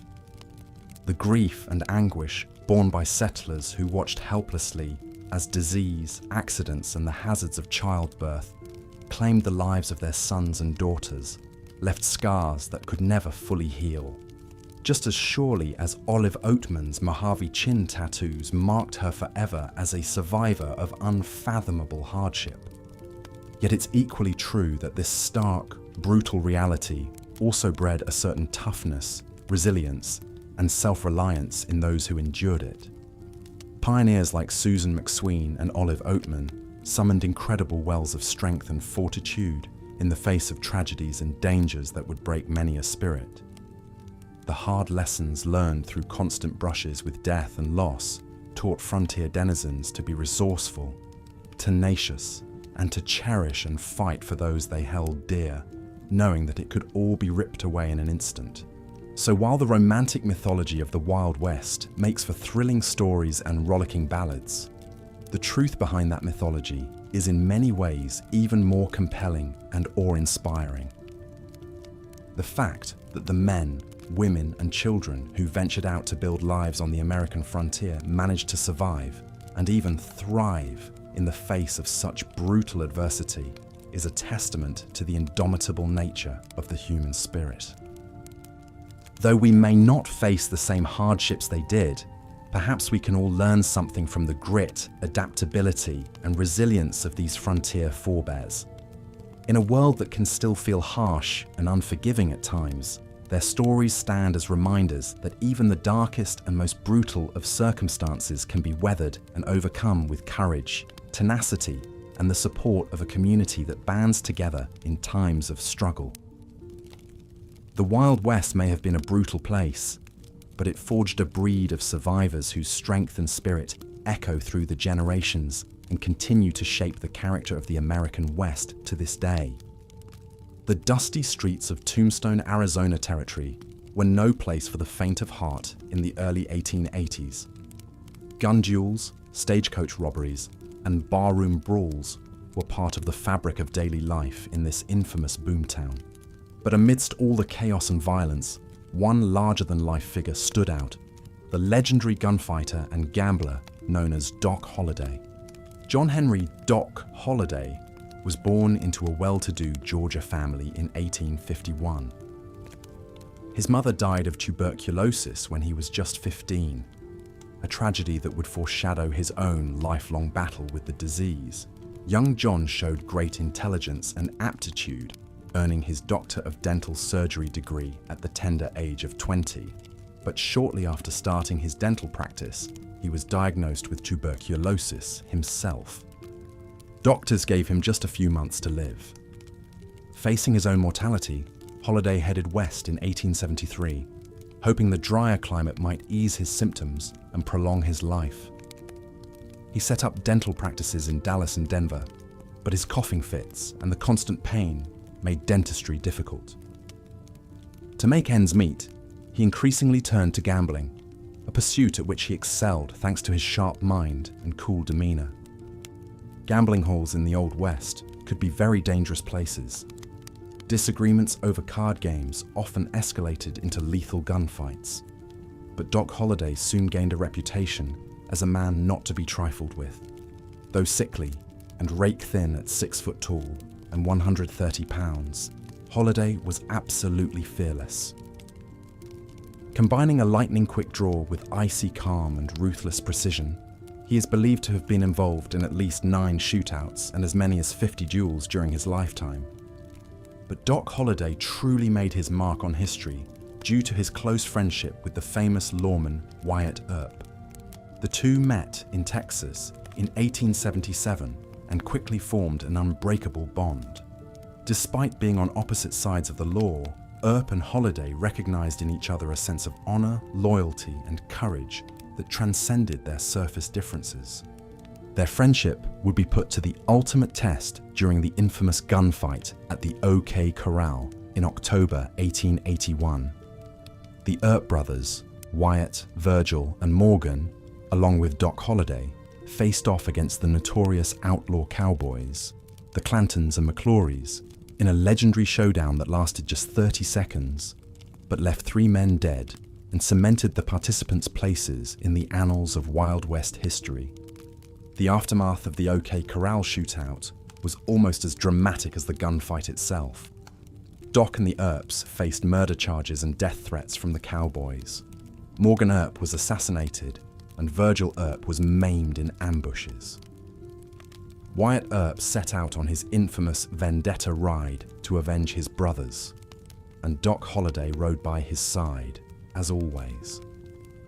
Their friendship endured through all the bloodshed and chaos. But as the frontier was gradually tamed, there was one foe that Doc Holliday could not outshoot or outrun. Tuberculosis continued to weaken his body even as his legend grew. Moving from town to town and operating saloons and gambling halls, his health continued to deteriorate. In 1887, Holliday traveled to the booming silver town of Glenwood Springs, Colorado, hoping to take advantage of the hot springs for which it was famous. He spent his last 57 days there, bedridden in a hotel room, being cared for by his longtime companion, Big Nose Kate. As the end approached and someone went to fetch a priest, Kate asked him if he wanted to die with his boots on. Holliday's famous last word were, "This is funny." He always found humor in life's darkest moments. John Henry Doc Holliday died on November 8, 1887, at the age of 36. Newspapers of the day plastered lurid headlines about the death of the notorious gambler and gunman. But those who knew him best remembered him differently, as a fiercely loyal friend, a refined Southern gentleman, and a man of rare courage and grit, who squeezed a lifetimes of living into his few short decades. He embodied so many of the contradictions of the Wild West, and his legend endures as a testament to an era when determined men and women carved out lives on the brutal frontier through boldness, ingenuity, and sheer force of will. Doc Holliday's story is just one thread in the rich tapestry of the American West, a time and place where history and myth blended together and larger-than-life characters faced staggering challenges. The violence and lawlessness that Holliday and the Earp brothers combated in towns like Tombstone were symptoms of a society with limited law enforcement and lots of desperate men with guns. Taking the law into one's own hands was often a necessity for survival. Moreover, the endemic poverty and lack of economic opportunity in the West gave rise to outlaws in the first place. Many young men in places like Tombstone saw crime as their only path to fortune and turned to cattle, rustling, stagecoach robberies, and other illicit activities. This kept towns like Tombstone mired in a constant cycle of violence. But perhaps the most tragic source of bloodshed in the Old West was the continued clash between settlers and Native Americans. The Apache people of Arizona and New Mexico fiercely resisted white encroachment on their ancestral lands throughout the latter half of the 19th century. Legendary warriors like Geronimo and Cochise led years-long guerrilla campaigns against the US Army and raided settlements across the Southwest. The Apache were ultimately defeated through a combination of superior numbers and technology, scorched earth tactics, and forced relocation to dismal reservations. The story of their struggle is a stark reminder of the human cost of westward expansion and the theft of native lands upon which frontier towns like Tombstone were built. But even for the white settlers who prevailed, life in these remote outposts was full of dangers and hardships. Apache raiders were just one threat among many. Medical care was primitive at best, and diseases like smallpox, diphtheria, and dysentery spread like wildfire through mining camps and cow towns. Accidents, especially in the treacherous mines that dotted the West, killed and maimed countless workers. Something as small as an infected cut or a rattlesnake bite could easily prove fatal. And yet, tens of thousands of bold settlers still streamed west every year, lured by the promise of land, riches, and a chance to start anew. They faced the wilderness with a tenacity and self-reliance that became enshrined as core American values. The Taming of the Wild West is a story of individual grit and determination, as much as it is a story of collective violence and dispossession. Even as the frontier disappeared and the great western cities rose, the hard-bitten culture of the Old West lived on. It can still be glimpsed today in the rugged individualism of Western communities, in the vast stretches of open country, in the enduring myth of the cowboy. The Wild West of Doc Holliday and Wyatt Earp may be gone, but it is certainly not forgotten. So the next time you find yourself marveling at a Western movie shootout or daydreaming about riding off into a desert sunset, take a moment to remember the complex and often brutal realities that define the real American frontier. Behind the tall tales and dime novels was a society forged through blood and toil, where life was fragile but people were strong, and where the bonds of loyalty and friendship were often the only things standing between survival and ruin. The Wild West has captured the imaginations of generations of Americans precisely because of these dramatic contrasts, the savagery and the nobility, the desperation and the hope. Its story is the story of a young nation coming into its own and defining its character through an epic confrontation with a fierce and unforgiving landscape. It was a crucible that tested the American experiment and found it equal to the challenge. So as we bid goodnight to the ghosts of Tombstone and drift off to sleep, let us spare a thought for the indomitable men and women who braved that crucible and left their mark upon history. Theirs was a brutal world, but also a world of possibility and raw human courage. And in that courage, we might just find some inspiration to face down the challenges of our own modern frontiers, whatever they might be. As we've seen, the sad fate of Ute Chief Blackhawk and his people was just one chapter in the long, tragic history of conflict between Native Americans and white settlers in the 19th century American West. The encroachment of miners, ranchers, homesteaders, and railroad companies on tribal lands sparked tensions that often erupted into violence. Broken treaties, forced relocations to desolate reservations, and outright warfare decimated many once proud native communities. Aggressive military campaigns subdued tribes and confined them to ever-shrinking territories. On top of the direct hostilities, the destruction of food sources like buffalo herds and the introduction of European diseases like smallpox ravaged native populations. It's estimated that there were over 5 million Native Americans living in what is now the United States in 1492. By the end of the 19th century, only about 250,000 remained, a staggering loss of life and culture. The nomadic Plains Indians were among the hardest hit. The Sioux, Cheyenne, Arapaho, Comanche, and other horse cultures of the Great Plains saw their traditional ways of life completely upended as millions of settlers poured through their ancestral hunting grounds along the overland trails to Oregon, California, and Utah. Once the US government and white settlers resolved to seize control of the vast interior grasslands for farming and ranching, clashes became inevitable. And with a series of lopsided treaties in the late 1860s forcing tribes onto smaller and smaller reservations, tensions finally boiled over in bloodshed. The Sioux War of 1876, also known as the Black Hills War, was one of the most famous and tragic of these conflicts. It was sparked by white prospectors flooding into the Black Hills of South Dakota after gold was discovered there. Lands that had been promised to the Sioux in perpetuity in an 1868 treaty. Sioux leaders like Sitting Bull and Crazy Horse refused to cede the sacred Black Hills and vowed to defend their territory. The US government responded by ordering all Sioux to report to their reservations by January 31st, 1876, or be considered hostile.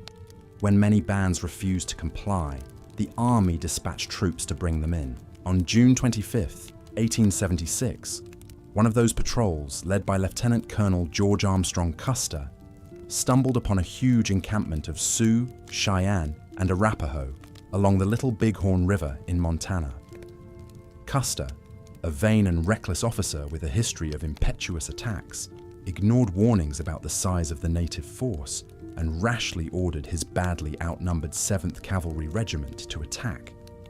In the ensuing battle, later known as Custer's Last Stand, thousands of native warriors led by Crazy Horse surrounded and completely wiped out Custer and over 250 of his men.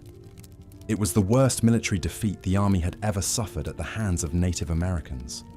But while Little Bighorn was a resounding victory for the Sioux and Cheyenne, it also sealed their doom. A vengeful American public demanded a decisive response. The US government redoubled its efforts to crush native resistance, pouring troops and resources into the region. Over the next year, relentless army campaigns destroyed native villages, slaughtered their horse herds, and drove the starving survivors onto reservations. Sitting Bull and a few holdouts fled to Canada for a few years. But by the early 1880s, the Plains Indian tribes were utterly defeated and their traditional life destroyed. The confinement to bleak reservations led to crippling poverty, despair, and dependence on government provisions that still scar many native communities to this day. So, while a tenacious few like Crazy Horse fought valiantly to preserve their ancestral lands and way of life, in the end, the unstoppable tide of American expansion made the way of the Plains Indians another sad casualty of the conquest of the West. The lonely, windswept battlefields and once teeming tribal lands became another sobering reminder of the brutal human toll it took to transform the frontier into the modern American West we know today. Of course, the unforgiving geography and conflicts with Native Americans were just some of the many perils of life on the frontier. Settlers also had to contend with an array of natural dangers and disasters that could wipe out a homestead or small town in the blink of an eye. From searing droughts to lashing hailstorms to stampeding grasshoppers, the weather west of the 100th meridian has always been mercurial and unforgiving. Blizzards could dump several feet of snow in a matter of hours, burying livestock, destroying crops, and leaving isolated settlers cut off for weeks. Searing summer heat waves baked the earth into concrete and withered plants in the fields. The arid climate of much of the West meant that access to water was always a precarious proposition. Many homesteaders were lured by the promise of lush farmland, only to find their plots rendered nearly worthless by a lack of reliable rainfall or irrigation. Failed crops and wells running dry were a common story. When rain did come, it often arrived in the form of catastrophic flash floods and powerful tornadoes, especially on the Great Plains. With little warning, a thunderstorm could send a wall of water rampaging down an arroyo, or a twister could obliterate a small town, leaving a swath of matchsticks where homes and barns once stood. Even in times of more normal weather, frontier families faced a constant menace from the local wildlife. Wolves, mountain lions, and bears considered the settlers' livestock, and occasionally the settlers themselves, to be easy prey. Venomous snakes like rattlers and water moccasins posed a hidden danger in woodpiles and stream banks. And woe to any settler who accidentally sat on a concealed scorpion or disturbed a nest of fire ants. Then there were the massive insect infestations that could blacken the skies and strip the landscape bare. Of these, the most infamous were the hordes of Rocky Mountain locusts, a type of grasshopper that periodically swarmed much of the West in staggering numbers. In the worst outbreak in 1875, an estimated 3.5 trillion locusts formed a ravenous swarm 1,800 miles long and 110 miles wide that ravaged crops from the Dakotas to Texas. The mind-boggling infestation likely measured 198,000 square miles, larger than the state of California. Witnesses described skies darkened by the whirring clouds of insects and trees and fence posts that sagged under the sheer weight of the clinging swarms. When the locusts descended on an area, their voracious appetites could strip a field of 100 acres of crops in a matter of hours, leaving behind only denuded stalks. In total, the 1875 swarms caused $200 million in crop damage, over $116 billion in today's dollars. In some hard-hit counties, 90% of the wheat crop was lost, and farmers were left destitute and facing starvation. A particular severe infestation in 1893, combined with the economic upheaval of the Panic of 1893, created especially dire conditions in the West. In Nebraska alone that year, the locusts consumed $5 million of crops. Coming on the heels of a financial crash, the plague contributed to a wave of farm bankruptcies and business failures across the region. The locusts finally went extinct around 1900, likely due to a combination of habitat loss and changing climate. But their grim legacy lingered for decades. So between the droughts, the floods, the blizzards, the tornadoes, the animal attacks, and the insect plagues, farming on the frontier was always a white-knuckled gamble against the elements. A settler never knew when months of back-breaking labor could be reduced to a barren wasteland in a matter of minutes. It took nerves of steel and an almost superhuman resilience to eke out an existence in the face of such regular, natural calamities. And yet, for all the constant hardships and dangers, a surprising number of settlers managed to find moments of joy, beauty, and triumph in their unforgiving new home. Against all odds, small frontier towns gradually took root and bloomed into thriving communities. Through sheer grit and ingenuity, hardy pioneers found ways to scratch out a living from the ravaged soil. Slowly but surely, the vast wilderness was tamed, crisscrossed with roads and rails, and transformed into ranches, farms, and settlements, the foundations of the American West we know today. Much of that progress was due to a rare breed of men and women whose courage, toughness, and determination allowed them to overcome incredible adversity and leave a lasting mark on the frontier. Rugged folk heroes whose stories became the stuff of legend. Men like El Fuego Baca, a 6-foot-tall, 19-year-old Mexican-American cowboy who faced down 80 angry Texas cowboys in one of the most lopsided gunfights in history.